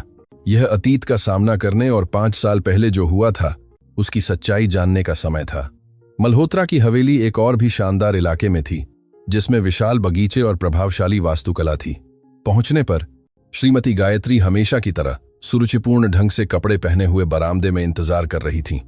तीनों बच्चों को कार से उतरते देख उनकी अभिव्यक्ति नाटकीय रूप से बदल गई। हे भगवान, उन्होंने अपने सीने पर हाथ रखते हुए फुसफुसाया, यह कैसे संभव है? नमस्ते दादी गायत्री, आरव ने दौड़कर उन्हें गले लगाते हुए कहा। मैं अपने भाइयों को लाया हूं ताकि आप उनसे मिल सकें। गायत्री रश्य और शान को घूर कर देखती रही, जैसे कि वह भूत देख रही हो। उनके हाथ स्पष्ट रूप से कांप रहे थे। विवेक, उन्होंने टूटी हुई आवाज में कहा, हमें तुरंत बात करने की जरूरत है। पहले मैं चाहता हूं कि आप रश्य और शान से मिलें। विवेक ने दोनों बच्चों को करीब लाते हुए जवाब दिया। बच्चों, यह दादी गायत्री हैं, पिताजी की मां। नमस्ते दादी, उन्होंने शर्माते हुए कहा। गायत्री उनके सामने घुटनों के बल बैठ गईं। उनके चेहरों के हर विवरण को देख रही थीं।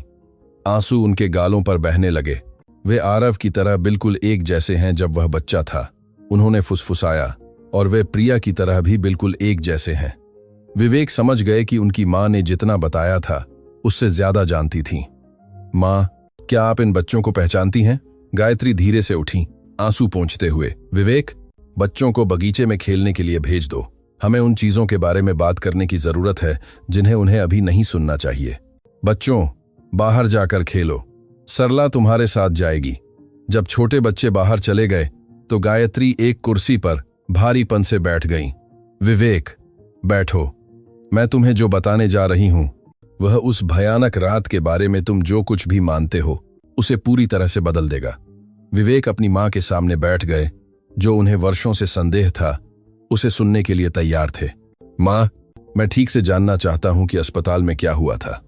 विवेक, तुम्हें संदर्भ समझना होगा। प्रिया मर रही थी। 3 समय से पहले पैदा हुए बच्चे थे और डॉक्टरों ने कहा कि वे सभी को नहीं बचा सकते थे। जारी रखें। तुम्हारे पिताजी और मैंने उस रात एक भयानक फैसला लिया। हमने फैसला किया कि 3 को खोने से बेहतर है कि एक मजबूत बच्चे को बचाया जाए। विवेक ने महसूस किया कि क्रोध उनके सीने में भर रहा है। आपने आरव को चुना और मेरे अन्य बेटों को छोड़ दिया। हमने उन्हें नहीं छोड़ा। मीना ने अन्य 2 की देखभाल करने की पेशकश की। हमें लगा कि यह सबसे अच्छा होगा और आपने मुझे कभी नहीं बताया। विवेक, तुम प्रिया की मौत से टूट गए थे। हमें लगा कि तुम्हारे दर्द को और जटिल न करना बेहतर होगा। जटिल? मां, आपने मुझसे मेरे 2 बेटे चुरा लिए। आपने मुझे 5 साल तक यह विश्वास दिलाकर रखा कि वे मर चुके हैं। गायत्री रोने लगी। विवेक, मुझे माफ करना। हमें लगा कि हम सबके लिए सबसे अच्छा कर रहे हैं।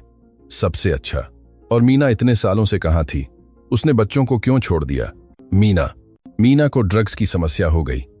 2 साल पहले हमने उससे सारा संपर्क खो दिया। विवेक बढ़ती हुई क्रोध के साथ कमरे में घूमने लगे। आप लोगों ने इन बच्चों का जीवन बर्बाद कर दिया। वे प्यार और देखभाल के साथ मेरे साथ बड़े हो सकते थे। विवेक, यह निराशा में लिया गया एक फैसला था। यह एक आपराधिक फैसला था। विवेक अपनी मां के सामने रुक गए। अब मैं चाहता हूं कि आप मुझे इस स्थिति को सुधारने में मदद करें। मैं तीनों के जन्म से संबंधित सभी दस्तावेज, सभी कागजात चाहता हूं। गायत्री रोते हुए सिर हिलाया। विवेक, तुम्हें कुछ और जानने की जरूरत है। और क्या? बच्चे न केवल समय से पहले पैदा हुए थे, बल्कि वे एक दुर्लभ आनुवंशिक स्थिति के साथ पैदा हुए थे जो भविष्य में उन्हें स्वास्थ्य समस्याएं पैदा कर सकती थीं। विवेक सिहर उठे। किस तरह की समस्याएं? दिल की समस्याएं। तीनों को बड़े होने पर सुधारात्मक सर्जरी की जरूरत हो सकती है, और आपने वह भी छिपाया। डॉक्टरों ने कहा कि आरव अभी के लिए ठीक है और अन्य दो। आपने उन्हें मुझसे दूर मरने देना पसंद किया। गायत्री जवाब नहीं दे पाई। विवेक कमरे से बाहर निकले और बगीचे में बच्चों को खोजने गए। उन्होंने तीनों को सरला देवी के साथ खुशी खुशी खेलते हुए पाया। जो कुछ भी दर्दनाक बातचीत हुई थी उससे पूरी तरह से अनजान थे। बच्चों, घर चलने का समय हो गया है, विवेक ने अपनी भावना को नियंत्रित करने की कोशिश करते हुए कहा। क्या हम दादी से मिल चुके हैं? आरव ने पूछा। और वह हमसे बहुत प्यार करती हैं, मेरी तरह। कार में घर के रास्ते में आरव ने महसूस किया कि उसके पिता बेचैन थे। पिताजी, दादी गायत्री ने कुछ दुखद कहा। विवेक ने जवाब देने से पहले गहरी सांस ली। आरव, कभी कभी वयस्क उन लोगों की रक्षा करने की कोशिश में बहुत गंभीर गलतियां करते हैं जिन्हें वे प्यार करते हैं।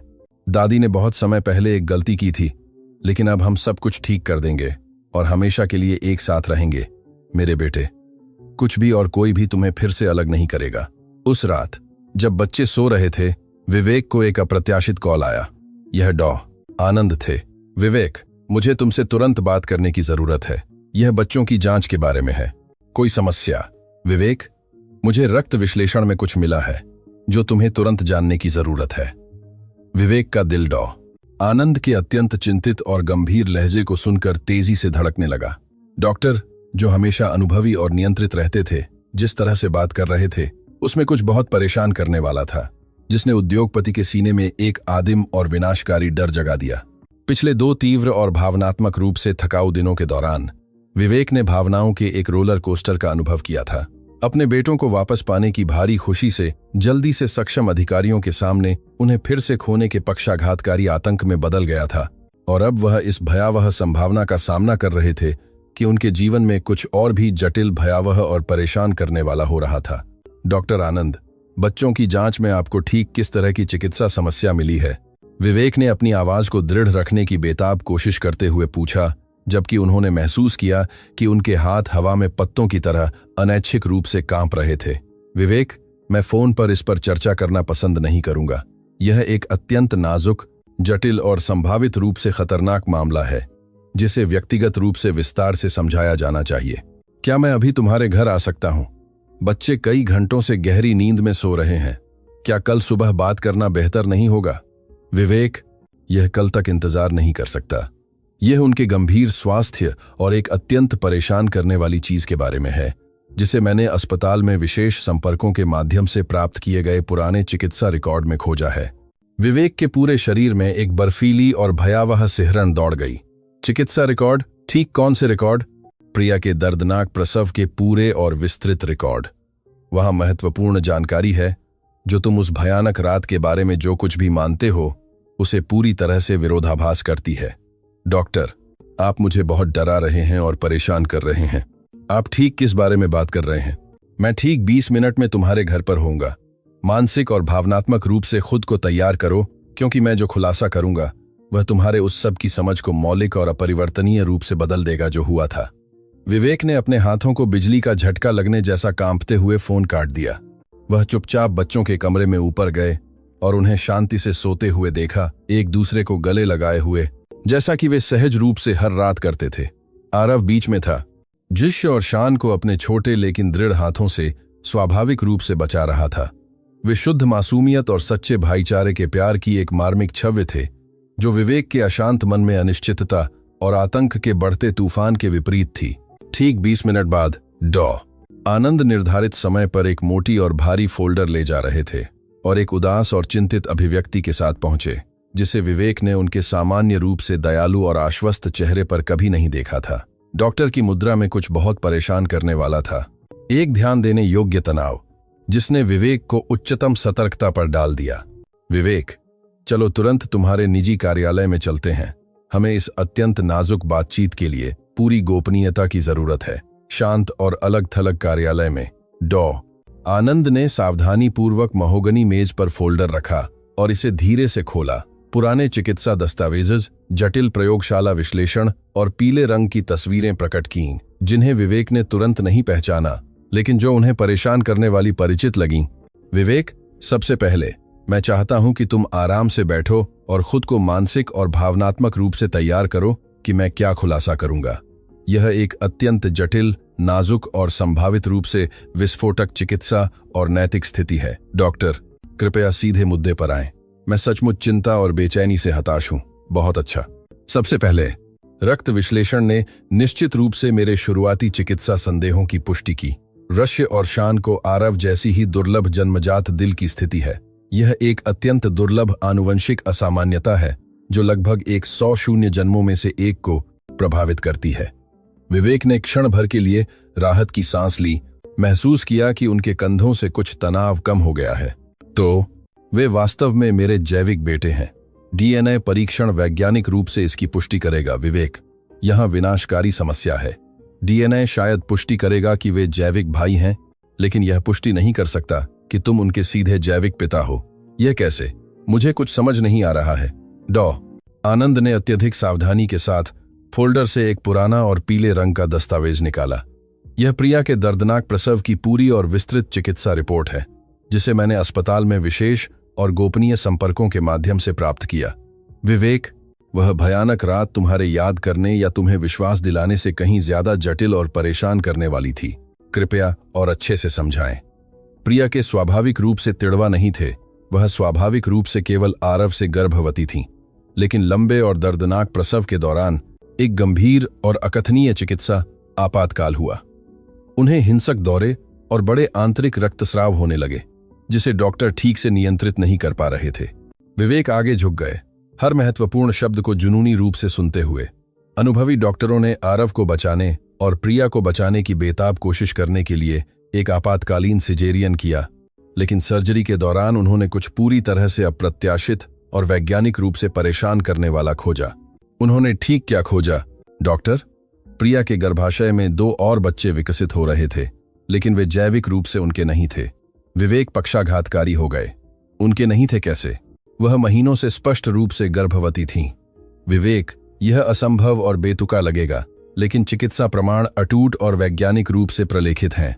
प्रिया को वह हुआ जिसे डॉक्टर सुपरफेटेशन कहते हैं, एक अत्यंत दुर्लभ स्थिति जिसमें एक गर्भवती महिला उसी मौजूदा गर्भधारण के दौरान फिर से ओव्यूलेट करती है और फिर से गर्भवती हो जाती है। क्या यह वास्तव में संभव है? हाँ, यह संभव है, लेकिन असाधारण रूप से दुर्लभ है। यह तब होता है जब एक महिला पहले से स्थापित गर्भावस्था के दौरान ओव्यूलेट करती है और दूसरे आदमी के साथ यौन संबंध रखती है या कृत्रिम हस्तक्षेप के माध्यम से। विवेक ने महसूस किया कि दुनिया उनके चारों ओर ढह रही है। आप सीधे कह रहे हैं कि प्रिया ने मुझे दूसरे आदमी के साथ धोखा दिया। जरूरी नहीं कि यह एक स्वैच्छिक विश्वासघात हो। एक और भी परेशान करने वाली संभावना है। डॉ. आनंद ने सावधानीपूर्वक फोल्डर से विस्तृत चिकित्सा तस्वीरें निकालीं। ये उस रात की गई सर्जिकल प्रक्रिया की तकनीकी तस्वीरें हैं। प्रिया के गर्भाशय में पाए गए 2 बच्चों का भ्रूण विकास आरव से लगभग 2 सप्ताह कम था। और इसका वैज्ञानिक रूप से क्या मतलब है? विवेक ने पूछा। इसका मतलब है कि उन्हें आरव के ठीक 2 सप्ताह बाद गर्भधारण किया गया था।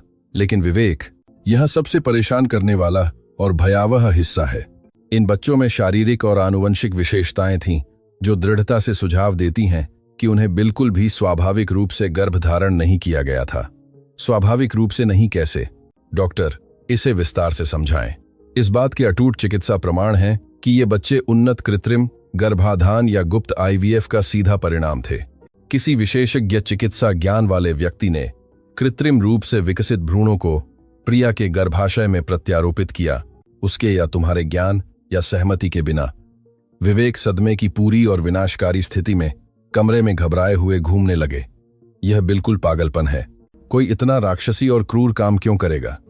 विवेक, यह ठीक वही सवाल है जिसने मुझे पूरी रात जगाए रखा। प्रिया तक नियमित शारीरिक पहुंच किसके पास थी? उसकी चिकित्सा स्थिति की विस्तृत जानकारी किसे थी? ऐसी जटिल स्थिति से किसे महत्वपूर्ण लाभ होगा? डॉक्टर, क्या आप संकेत दे रहे हैं कि मेरे अपने परिवार में कोई?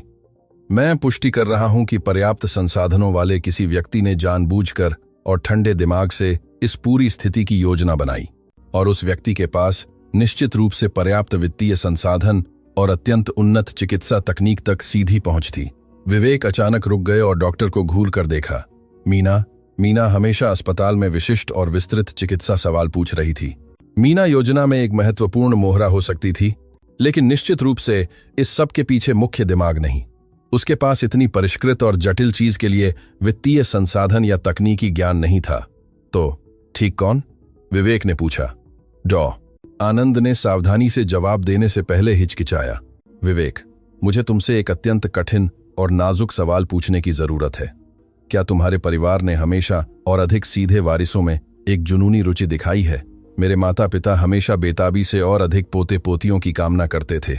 लेकिन विवेक, क्या होगा अगर तुम्हारे परिवार में किसी प्रभावशाली व्यक्ति ने आनुवंशिक हेरफेर के माध्यम से कृत्रिम रूप से और अधिक वारिस बनाने का ठंडा फैसला किया? सुझाव इतना बेतुका और परेशान करने वाला था कि विवेक को चक्कर आने लगे और उन्हें फिर से बैठना पड़ा। डॉक्टर, यह असंभव विज्ञान फिल्म जैसा लगता है। विवेक, इसके लिए चिकित्सा तकनीक ठीक 5 साल पहले मौजूद थी और तुम्हारे परिवार के पास ठीक ऐसा करने के लिए वित्तीय संसाधन और प्रभावशाली चिकित्सा कनेक्शन है।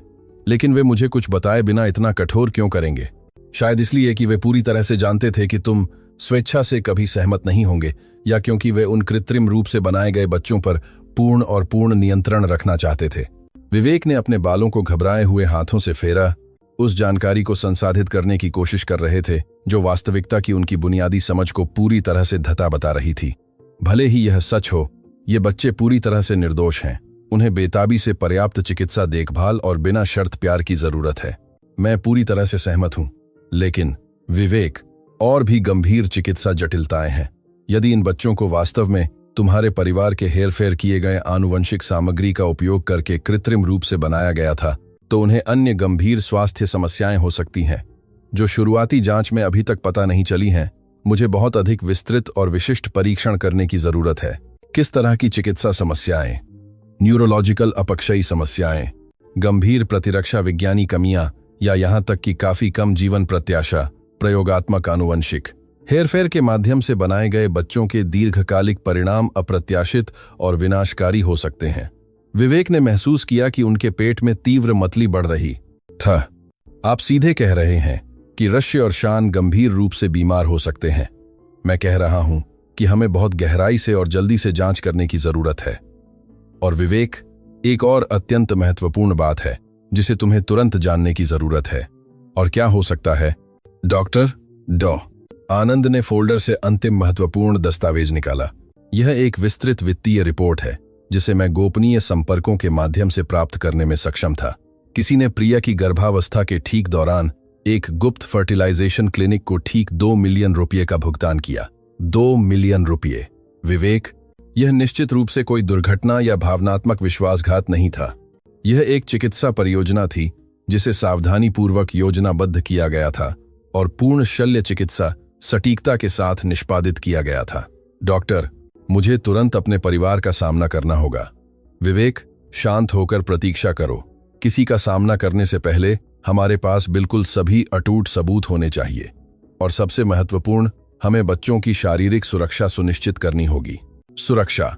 वे वास्तविक खतरे में क्यों होंगे? अगर किसी ने कृत्रिम रूप से इन बच्चों को बनाने के लिए 2 मिलियन रुपये का निवेश किया है, तो वह बेताबी से अपना निवेश वापस पाना चाह सकता है।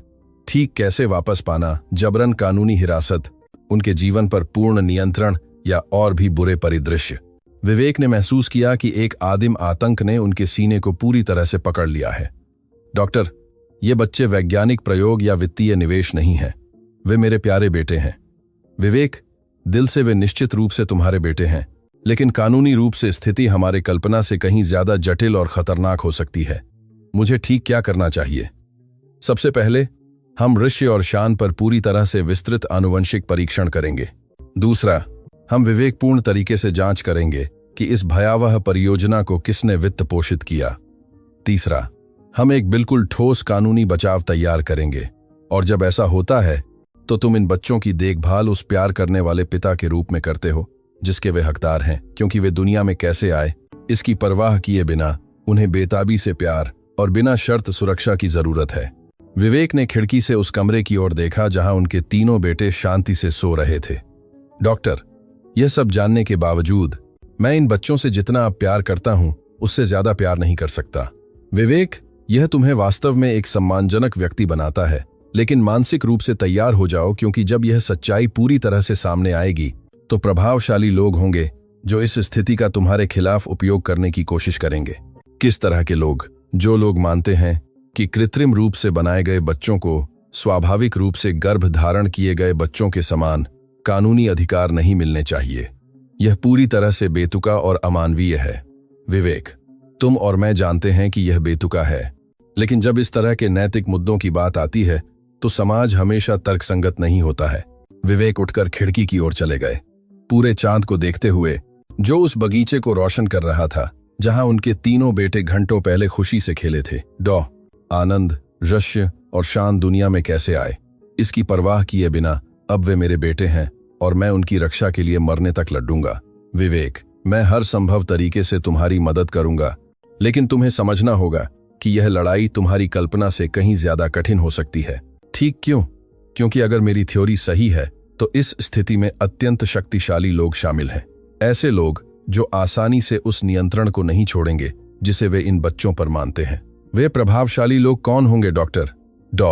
आनंद ने सावधानीपूर्वक फोल्डर में दस्तावेज वापस रखे और सीधे विवेक की आंखों में देखा। विवेक, मैंने जो कुछ भी खोजा है उसके अनुसार मुझे दृढ़ता से विश्वास है कि तुम्हारा अपना परिवार इस विस्तृत साजिश के पूर्ण केंद्र में है, और कल जब तुम इन विनाशकारी सबूतों के साथ अपनी मां का सामना करोगे तो तुम्हें पता चलेगा कि वे अपने सबसे गहरे रहस्यों को बनाए रखने के लिए कहां तक जाने में सक्षम हैं। आनंद के विनाशकारी शब्द शांत कार्यालय में एक मौत की सजा की तरह गूंज उठे। विवेक को पूरी तरह से पक्षाघातकारी और बिना किसी तत्काल भावनात्मक प्रतिक्रिया के छोड़ दिया। इस बात का खुलासा कि उनका अपना सम्मानित परिवार बच्चों के कृत्रिम निर्माण में आनुवंशिक रूप से हेरफेर करने के लिए इतनी विस्तृत, भयावह और अमानवीय साजिश में शामिल हो सकता है, उस सब को पूरी तरह से धता बता रहा था जिसे उन्होंने अपने पूरे वयस्क जीवन में उन लोगों के बारे में दृढ़ता से माना था जिन्हें उन्होंने प्यार किया था, सम्मानित किया था और प्रशंसा की थी। विश्वासघात अजनबियों या ज्ञात दुश्मनों से नहीं आया था, बल्कि सबसे करीबी लोगों से आया था जिन पर उन्होंने पूर्ण विश्वास और बिना शर्त प्यार रखा था। जो अनिद्रा और यातना भरी रात चली, उसके दौरान विवेक अपनी इतालवी चमड़े की कुर्सी पर कठोरता से बैठे रहे, व्यापक खिड़की से घूरते रहे, जबकि वह विनाशकारी और समझ से बाहर की जानकारी को जुनूनी रूप से संसाधित कर रहे थे जिसे उन्होंने प्राप्त किया था। जब भी उन्होंने अपनी थकी हुई आंखें बंद कीं, तो उन्होंने ऋष्य और शान के सुंदर चेहरे को शांति से सोते हुए स्पष्ट रूप से देखा, इस तथ्य से पूरी तरह से अनजान और निर्दोष कि उनके अपने अस्तित्व उनकी अपनी परिवार के लोगों द्वारा ठंडे दिमाग से आयोजित एक क्रूर और गणना किए गए वैज्ञानिक प्रयोग का सीधा परिणाम हो सकते हैं, जिन्हें स्वाभाविक रूप से उनकी रक्षा करनी चाहिए और उन्हें बिना शर्त प्यार करना चाहिए। इस परेशान करने वाले विचार ने कि इन शुद्ध और निर्दोष बच्चों को उनके अपने परिवार के किसी व्यक्ति द्वारा व्यावसायिक उत्पाद, वित्तीय निवेश या वैज्ञानिक प्रयोग माना जाता था, उन्हें एक ठंडे, गणना करने वाले और अथक क्रोध से भर दिया जिसे उन्होंने पहले कभी अपने पूरे अस्तित्व में अनुभव नहीं किया था। यह एक ऐसा गुस्सा था जो सामान्य क्रोध से परे था, कुछ और आदिम और खतरनाक में बदल गया था। सुबह 5 बजे जब सूरज की पहली सुनहरी किरणें दूर क्षितिज को रोशन करने लगीं, तो विवेक ने बच्चों के कमरे से आती पहली मधुर आवाजें सुनी। धीमी और क्रिस्टल स्पष्ट हंसी, फुसफुसाहट वाली और खुशी भरी बातचीत, जैसा कि जादुई रूप से हमेशा होता था जब तीनों स्वाभाविक रूप से जागते थे। वह चुपचाप उठे और सावधानीपूर्वक कदमों के साथ अधखुले दरवाजे तक चले गए, एक बार फिर उस मार्मिक दृश्य को देखते हुए जो उनके दैनिक दिनचर्या में कीमती और पवित्र हो गया था। आरव धैर्यपूर्वक रश्य और शान को एक बच्चों की पत्रिका के पन्नों से रंगीन कागज के हवाई जहाज बनाना सिखा रहा था और तीनों मैत्रीपूर्ण ढंग से प्रतिस्पर्धा कर रहे थे कि कौन कमरे में सबसे दूर तक उड़ेगा। जिस पूर्ण सहजता के साथ वे बातचीत करते थे, उनके आंदोलनों का सही तालमेल और उनके सुंदर चेहरों पर सच्ची खुशी पिछली रात के परेशान करने वाले और भयावह खुलासों के साथ क्रूरता से विपरीत थी।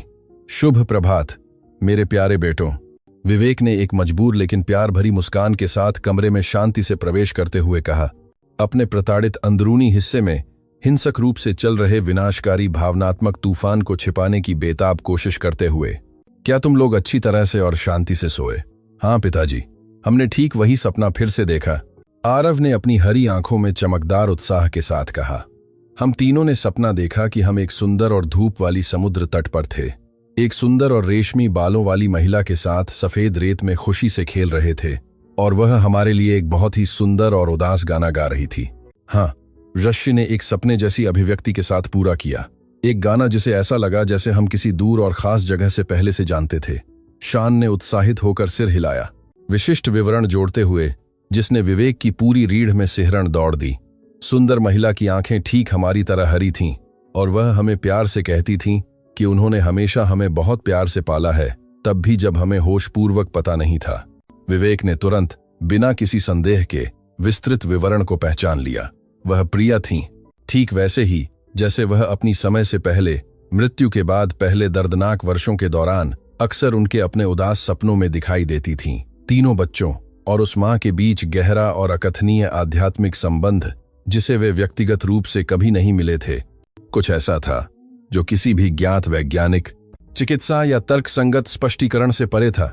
एक ऐसी घटना जो तर्क को धता बताती थी और अलौकिक के दायरे को छूती थी। प्यारे बच्चों, कहा विवेक उनके साथ फर्श पर प्यार से बैठते हुए, आज हमारा एक बहुत ही खास और महत्वपूर्ण दिन होने वाला है। हम फिर से दादी गायत्री से मिलने जा रहे हैं और फिर शायद हम अपने परिवार के लिए कुछ अन्य बहुत महत्वपूर्ण दौरे करेंगे। क्या हम और दिलचस्प बना है? इंदा की काम का रूपा ही अमने समय नारिंता रिश्तेदारों से मिलेंगे। दोषी ने सच्ची जिज्ञासा और उम्मीद से भरी चमकदार आंखों के साथ पूछा। शायद तुम कुछ रिश्तेदारों से मिलोगे और शायद तुम अपने बारे में और हमारे परिवार के बारे में बहुत महत्वपूर्ण बातें जानोगे, विवेक ने जवाब दिया। सरला देवी सावधानी पूर्वक नाश्ते के साथ एक सुरुचिपूर्ण ट्रे ले जाते हुए चुपचाप दरवाजे पर दिखाई दी। विशेष रूप से प्यार और ध्यान से तैयार किया गया था। शुभ प्रभात मेरे प्यारे फरिश्तों, आज मैंने शहद के साथ विशेष पैनकेक तैयार किए हैं, ठीक वैसे ही जैसे तुम्हें सबसे ज्यादा पसंद है। जब बच्चे आलीशान डाइनिंग रूम में खुशी खुशी नाश्ता कर रहे थे तो विवेक को उनके निजी वकील डॉ. रोहन का एक जरूरी कॉल आया। विवेक, मेरे पास उस विस्तृत वित्तीय जांच के बारे में अत्यंत महत्वपूर्ण खबर है जिसका तुमने अनुरोध किया था। मुझे पिछले 5 वर्षों में तुम्हारे परिवार के संदिग्ध वित्तीय लेन देन के बारे में बहुत दिलचस्प और खुलासा करने वाले दस्तावेज मिले हैं। किस तरह के संदिग्ध लेन देन? विवेक ने पूछा। अनाधिकारिक रूप से पंजीकृत चिकित्सा क्लिनिकों को पर्याप्त अनियमित हस्तांतरण, निजी और गुप्त आनुवंशिक प्रयोगशालाओं को महत्वपूर्ण भुगतान और मीना संतोष के नाम पर एक अपतटीय खाते में सावधानीपूर्वक जमा की गई एक बड़ी राशि। विवेक ने महसूस किया कि उनके पेट में उनकी सबसे बुरी आशंकाओं की पुष्टि के साथ दर्द से सिकुड़ गया। रोहन, मुझे तुम्हें तुरंत आज ही मेरे घर आने की जरूरत है। हमें विस्तार से बहुत कुछ चर्चा करनी है। विवेक, एक और अत्यंत महत्वपूर्ण और परेशान करने वाली बात है। मीना संतोष कल रात शहर के केंद्र में एक सस्ते और गंदे होटल में मृत पाई गई। जाहिरा तौर पर यह ड्रग्स की ओवरडोज थी, लेकिन संदिग्ध परिस्थितियां हैं। खबर ने विवेक को एक विनाशकारी बिजली के झटके की तरह मारा। मीना मर चुकी थी। ऋष्य और शान के साथ वास्तव में क्या हुआ था, इसके बारे में सभी महत्वपूर्ण रहस्य अपने साथ ले गई थी, उनके जीवन के पहले और महत्वपूर्ण वर्षों के दौरान। रोहन, यह सिर्फ संयोग नहीं हो सकता। विवेक, मैं पूरी तरह से सहमत हूं। कोई शक्तिशाली नहीं चाहता था कि वह बोले। हमें इन निर्दोष बच्चों की रक्षा के लिए बहुत जल्दी कार्रवाई करने की जरूरत है। कांपते हाथों से फोन काटने के बाद विवेक ने आलीशान कमरे में खुशी खुशी खेल रहे तीनों बच्चों को देखा, जो अदृश्य शिकारियों की तरह उन्हें घेरे हुए वास्तविक खतरों से पूरी तरह से अनजान थे। मीना की सुविधाजनक मौत ने उनकी सबसे बुरी आशंकाओं की निश्चित रूप से पुष्टि की। ऋष्य और शान के कृत्रिम मूल के बारे में गहरे रहस्यों को बनाए रखने के लिए प्रभावशाली लोग कुछ भी करने को तैयार थे। सुबह 10 बजे विवेक ने सावधानीपूर्वक तीनों बच्चों को मर्सिडीज BMW में लादा और दृढ़ संकल्प के साथ अपनी मां की प्रभावशाली हवेली की ओर गाड़ी चलाई। शहर की भीड़ भरी सड़कों पर शांत यात्रा के दौरान उन्होंने मानसिक रूप से उन कठिन और टकराव वाले सवालों को तैयार किया जिन्हें उन्हें पूछने की जरूरत थी। इस बार वह राजनयिक टालमटोल, सुविधाजनक आधी सच्चाई या विस्तृत झूठ को स्वीकार नहीं करेंगे। उन्हें बेताबी से पूरी और कच्ची सच्चाई की जरूरत थी, चाहे वह कितनी भी परेशान करने वाली, चौंकाने वाली या विनाशकारी क्यों न हो। वास्तविकता की उनकी समझ के लिए श्रीमती गायत्री धैर्यपूर्वक सुरुचिपूर्ण बरामदे में उनका इंतजार कर रही थीं, लेकिन उनकी मुद्रा स्पष्ट रूप से अलग और चिंताजनक थी। वह शारीरिक रूप से अधिक नाजुक, अधिक बूढ़ी और थकी हुई लग रही थीं, जैसे कि उन्होंने एक ही यातना भरी रात में कई साल बिता दिए हों। कार को धीरे धीरे करीब आते देखकर उनकी अभिव्यक्ति गहरे अपराधबोध, सच्चे डर और घातक इस्तीफे के एक जटिल मिश्रण में बदल गई। दादी गायत्री, आरव ने उत्साह से चिल्लाया। कार से ऊर्जा से बाहर निकलते ही उन्हें गले लगाने के लिए दौड़ पड़ा। रश्य और शान तुरंत उसके पीछे चले गए, लेकिन अधिक सहज सावधानी के साथ, सहज रूप से महसूस करते हुए कि सम्मानित वृद्ध महिला के व्यवहार में कुछ मौलिक बदल गया था। नमस्ते मेरे प्यारे और कीमती, गायत्री ने भावना से पूरी तरह से टूटी हुई आवाज में कहा, तीनों बच्चों को एक हताश और लगभग दम घोंटने वाली तीव्रता के साथ गले लगाते हुए।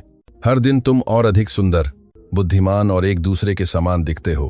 विवेक ने जुनूनी ध्यान से बातचीत देखी, यह देखते हुए कि उनकी मां बच्चों को ऐसे पकड़े हुए थीं जैसे कि वह उन्हें अपने पूरे जीवन में आखिरी बार देख रही हों। मां, क्या हम तुरंत अकेले में बात कर सकते हैं?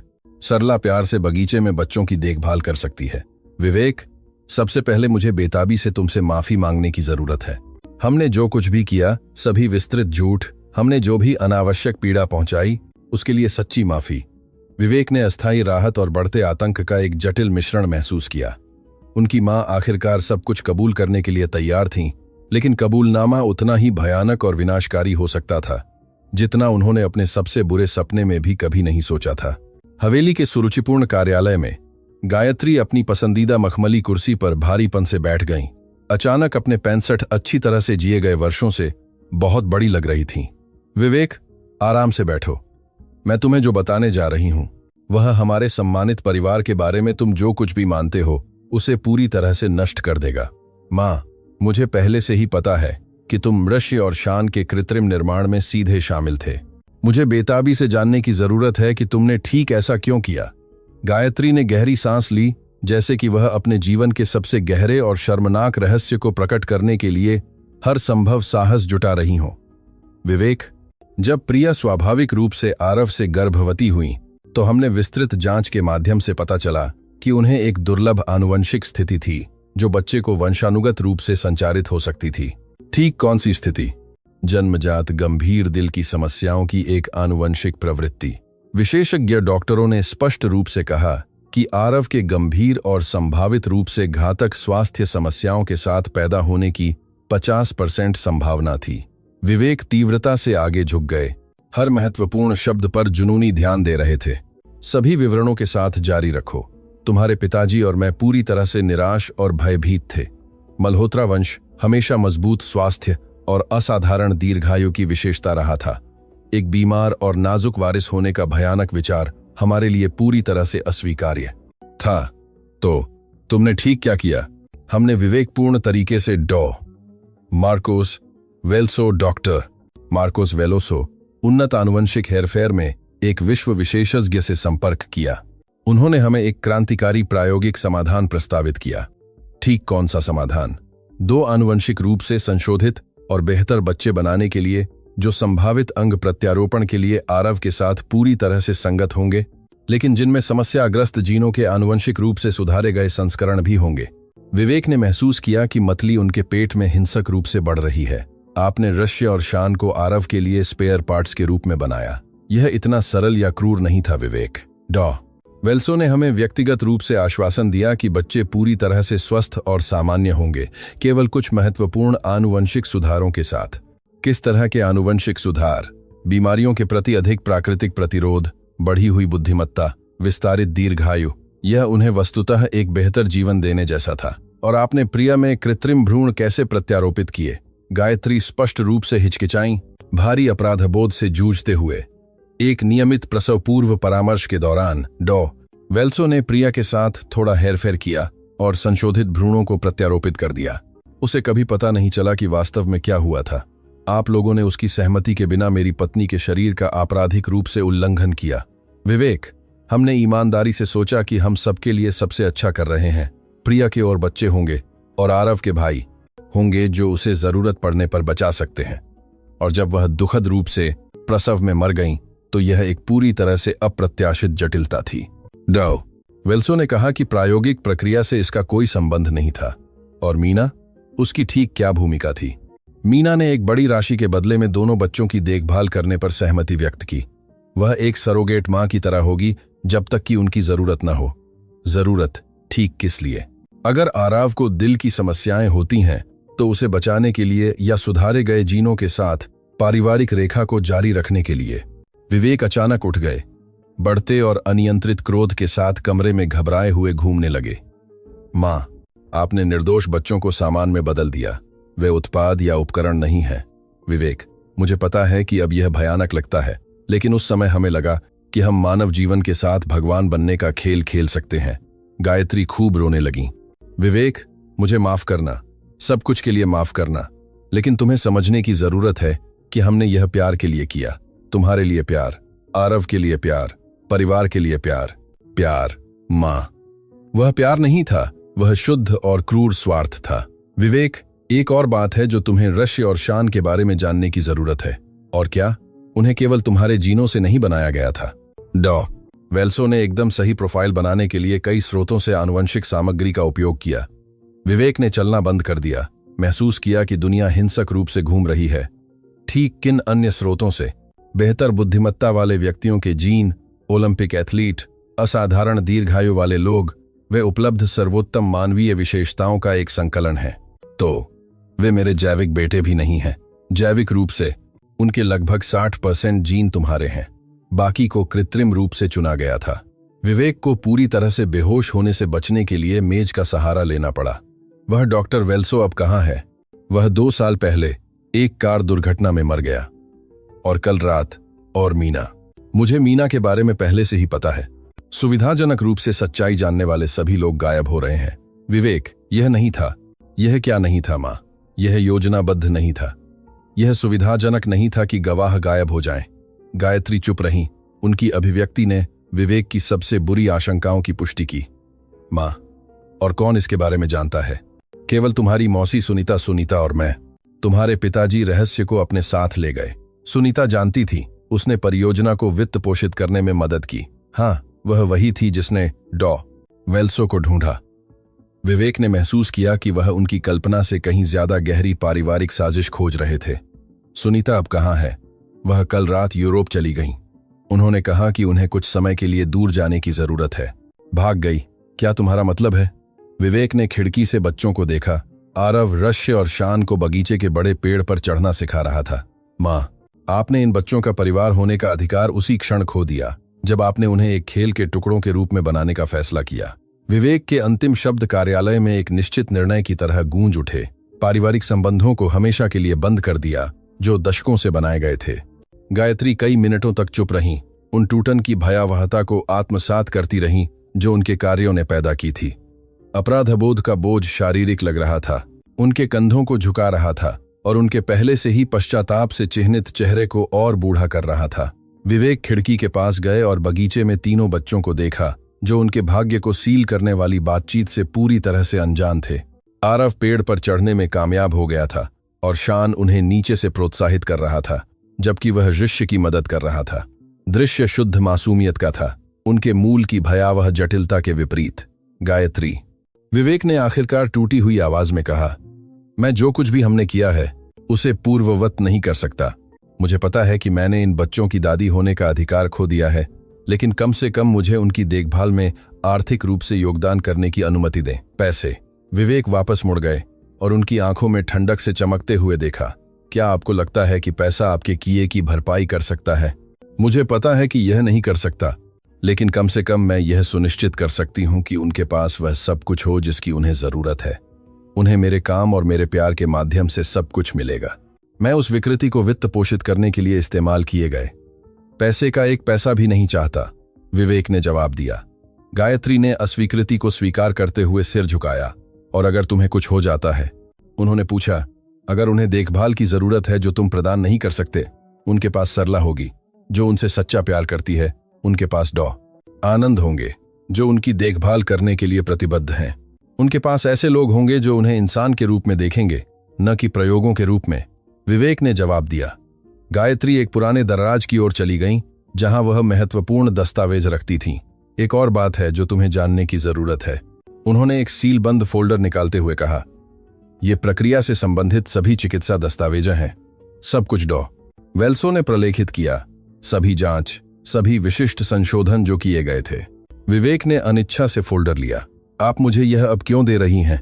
क्योंकि अगर मुझे कुछ होता है तो तुम्हें इस जानकारी की जरूरत होगी। जो डॉक्टर भविष्य में उनकी देखभाल करेंगे उन्हें ठीक से पता होना चाहिए कि क्या किया गया था। विवेक ने फोल्डर को अपनी बांह के नीचे रखा। क्या और कुछ है जो मुझे पता होना चाहिए? बस एक और बात। सुनीता ने तुम्हारे लिए एक पत्र छोड़ा है, गायत्री ने कहा। विवेक ने भौहें सिकोड़ते हुए जल्दी से पढ़ा। पत्र में संकेत दिया गया था कि सुनीता स्थायी रूप से यूरोप भाग रही थी और वह कभी ब्राजील वापस नहीं आएगी। कम से कम उसमें गायब होने की शालीनता तो थी। विवेक ने कागज को मसलते हुए फुसफुसाया। वह दरवाजे की ओर चले गए। मैं बच्चों को लेने जा रहा हूं। विवेक, रुको। गायत्री ने उन्हें रोक दिया। क्या मैं कम से कम उन्हें ठीक से अलविदा कह सकती हूं? विवेक रुक गए। उन्होंने एक पल के लिए विचार किया और फिर जो कुछ उन्होंने खोजा था उसके बारे में सोचा। नहीं मां, उन्हें किसी ऐसे व्यक्ति को अलविदा कहने का बोझ उठाने की जरूरत नहीं है जिसने उन्हें सुविधा के रूप में देखा। उनके लिए तुम केवल वह दादी होगी जिनसे वे कुछ बार मिले। बगीचे में उन्होंने तीनों बच्चों को अभी भी खुशी से खेलते हुए पाया। बच्चों, अब घर जाने का समय है, उन्होंने एक हल्का लहजा बनाए रखने की कोशिश करते हुए घोषणा की। कार में यात्रा के दौरान विवेक ने पिछली सीट पर बच्चों की आवाजें सुनी। अपने सीने में एक अपार प्यार और बढ़ती दृढ़ संकल्प महसूस किया। वे दुनिया में कैसे आए थे इसकी परवाह किए बिना अब वे उनके थे। उसी शाम डॉ आनंद और उपकरण के साथ डॉ रोहन और एक नई सामाजिक कार्यकर्ता के साथ वापस आए। बच्चों की जांच करने और उनसे विस्तार से बात करने के बाद सभी सहमत हुए कि वे एक प्यार भरे और उपयुक्त वातावरण में थे। डॉ रोहन ने बच्चों की स्थिति को नियमित करने के लिए कानूनी प्रक्रिया शुरू की। आधिकारिक दस्तावेज बनाए जो उन्हें विवेक के दत्तक पुत्रों के रूप में पहचानते थे। प्रक्रिया में कुछ महीने लगे लेकिन सफलतापूर्वक संपन्न हुई। उस रात विवेक ने एक महत्वपूर्ण बातचीत के लिए तीनों बच्चों को कमरे में इकट्ठा किया। उन्होंने उन्हें सच्चाई का एक सावधानीपूर्वक संपादित संस्करण बताया। वे एक साथ पैदा हुए थे लेकिन मुश्किल परिस्थितियों ने उन्हें बच्चे के रूप में अलग कर दिया था, जब तक कि भाग्य ने उन्हें उस खास दिन सड़क पर फिर से मिला दिया। तो क्या हम सच में भाई हैं? रश्य ने पूछा। हाँ, तुम खून के, दिल के और आत्मा के भाई हो, विवेक ने जवाब दिया। और क्या हम हमेशा एक साथ रहेंगे? शान ने पूछा। हमेशा के लिए। कुछ भी और कोई भी हमारे परिवार को फिर कभी अलग नहीं करेगा। अगले महीनों में जीवन ने एक नई और स्थिर दिनचर्या स्थापित की। रश्य और शान को आरव के स्कूल में नामांकित किया गया, जहां उन्होंने अपनी असाधारण बुद्धिमत्ता के लिए उत्कृष्ट प्रदर्शन किया। सरला देवी ने आधिकारिक तौर पर तीनों बच्चों की देखभालकर्ता की भूमिका संभाली। डॉ आनंद परिवार के विशेष बाल रोग विशेषज्ञ बन गए, बच्चों के स्वास्थ्य की सावधानीपूर्वक निगरानी करते हुए। 3 महीने बाद डॉ रोहन ने सभी कानूनी प्रक्रियाओं को पूरा कर लिया। रश्य और शान मल्होत्रा आधिकारिक तौर पर वैध दस्तावेजों और जैविक बेटों के सभी अधिकारों के साथ मौजूद थे। उस अवधि के दौरान विवेक की कंपनी फलने फूलने लगी, जैसे कि नवीनीकृत प्यार ने उनके जीवन के सभी पहलुओं को ऊर्जावान बना दिया हो। गायत्री ने केवल कभी कभी कार्ड भेजकर दूर रहने का अपना वादा निभाया। सुनीता ने पश्चाताप से भरा एक वार्षिक पत्र भेजते हुए यूरोप में रहीं। 1 साल बाद विवेक ने एक परिवार पुनर्मिलन पार्टी आयोजित की, जिसमें केवल उन लोगों को आमंत्रित किया जिन्हें वास्तव में मायने रखता था। रात के खाने के दौरान उन्होंने एक टोस्ट किया। यह पार्टी न केवल हमारे एक साथ पहले साल का जश्न मनाती है, बल्कि इस तथ्य का भी जश्न मनाती है कि परिवार अप्रत्याशित और चमत्कारी तरीकों से बनते हैं। साल शांति से बीत गए। तीनों बच्चे एक अविभाज्य इकाई के रूप में बड़े हुए, अद्वितीय व्यक्तित्व विकसित करते हुए, लेकिन एक अटूट बंधन बनाए रखते हुए। आरव प्राकृतिक नेता बन गया, ऋष्य प्रतिभाशाली शिक्षाविद और शान संवेदनशील कलाकार। विवेक ने उनके विकास को गर्व के साथ देखा, यह देखते हुए कि आनुवंशिक सुधार सूक्ष्म रूप से प्रकट हुए। असाधारण बुद्धिमत्ता, बीमारियों के प्रति प्रतिरोध, प्रभावशाली भावनात्मक परिपक्वता। लेकिन उन्होंने फैसला किया कि यह मायने नहीं रखता कि यह संशोधनों का परिणाम था या केवल उस बिना शर्त प्यार का जिसे उन्होंने उनके लिए बनाया था। 10 साल की उम्र में विवेक आखिरकार प्रिया के बारे में बात करने के लिए सुरक्षित महसूस किया, तस्वीरें दिखाते हुए और उस मां के बारे में कहानियां सुनाते हुए जो अभी भी बच्चों के साझा सपनों में दिखाई देती थीं। 15 साल की उम्र में वे असाधारण युवा बन गए थे। आरव ने चिकित्सा में रुचि दिखाई, रूसी आनुवंशिक हेरफेर पर ध्यान केंद्रित करते हुए जैव नैतिकता में डॉक्टरेट के लिए जुनूनी हो गए और शान एक मान्यता प्राप्त कलाकार बन गए। विवेक ने उन्हें बिना शर्त समर्थन दिया, उन्हें हमेशा याद दिलाया कि उनके विकल्प जुनून से प्रेरित होने चाहिए, न कि उनकी बेहतर क्षमताओं के बारे में अपेक्षाओं से। सरला देवी और डॉ आनंद परिवार में केंद्रीय व्यक्तित्व बने रहे, निरंतर प्यार और मार्गदर्शन प्रदान करते रहे। विवेक ने मूल चिकित्सा दस्तावेजों को ताला लगाकर रखा, उन्हें शायद ही कभी परामर्श दिया, यह स्वीकार करते हुए कि बेटों की पहचान उनके कृत्रिम मूल से परे थी। 18 साल की उम्र में विवेक ने उन्हें पूरे दस्तावेज दिखाने की पेशकश की। उनके आश्चर्य के लिए तीनों ने सर्वसम्मति से मना कर दिया। पिताजी, आरव ने कहा, हम जानते हैं कि हमें एक विशेष तरीके से बनाया गया था, लेकिन वह इतिहास है। जो मायने रखता है वह यह है कि हम अब कौन हैं और हम कौन बनना चुनते हैं। अगले वर्षों में तीनों ने अलग अलग लेकिन समानांतर रास्ते अपनाए।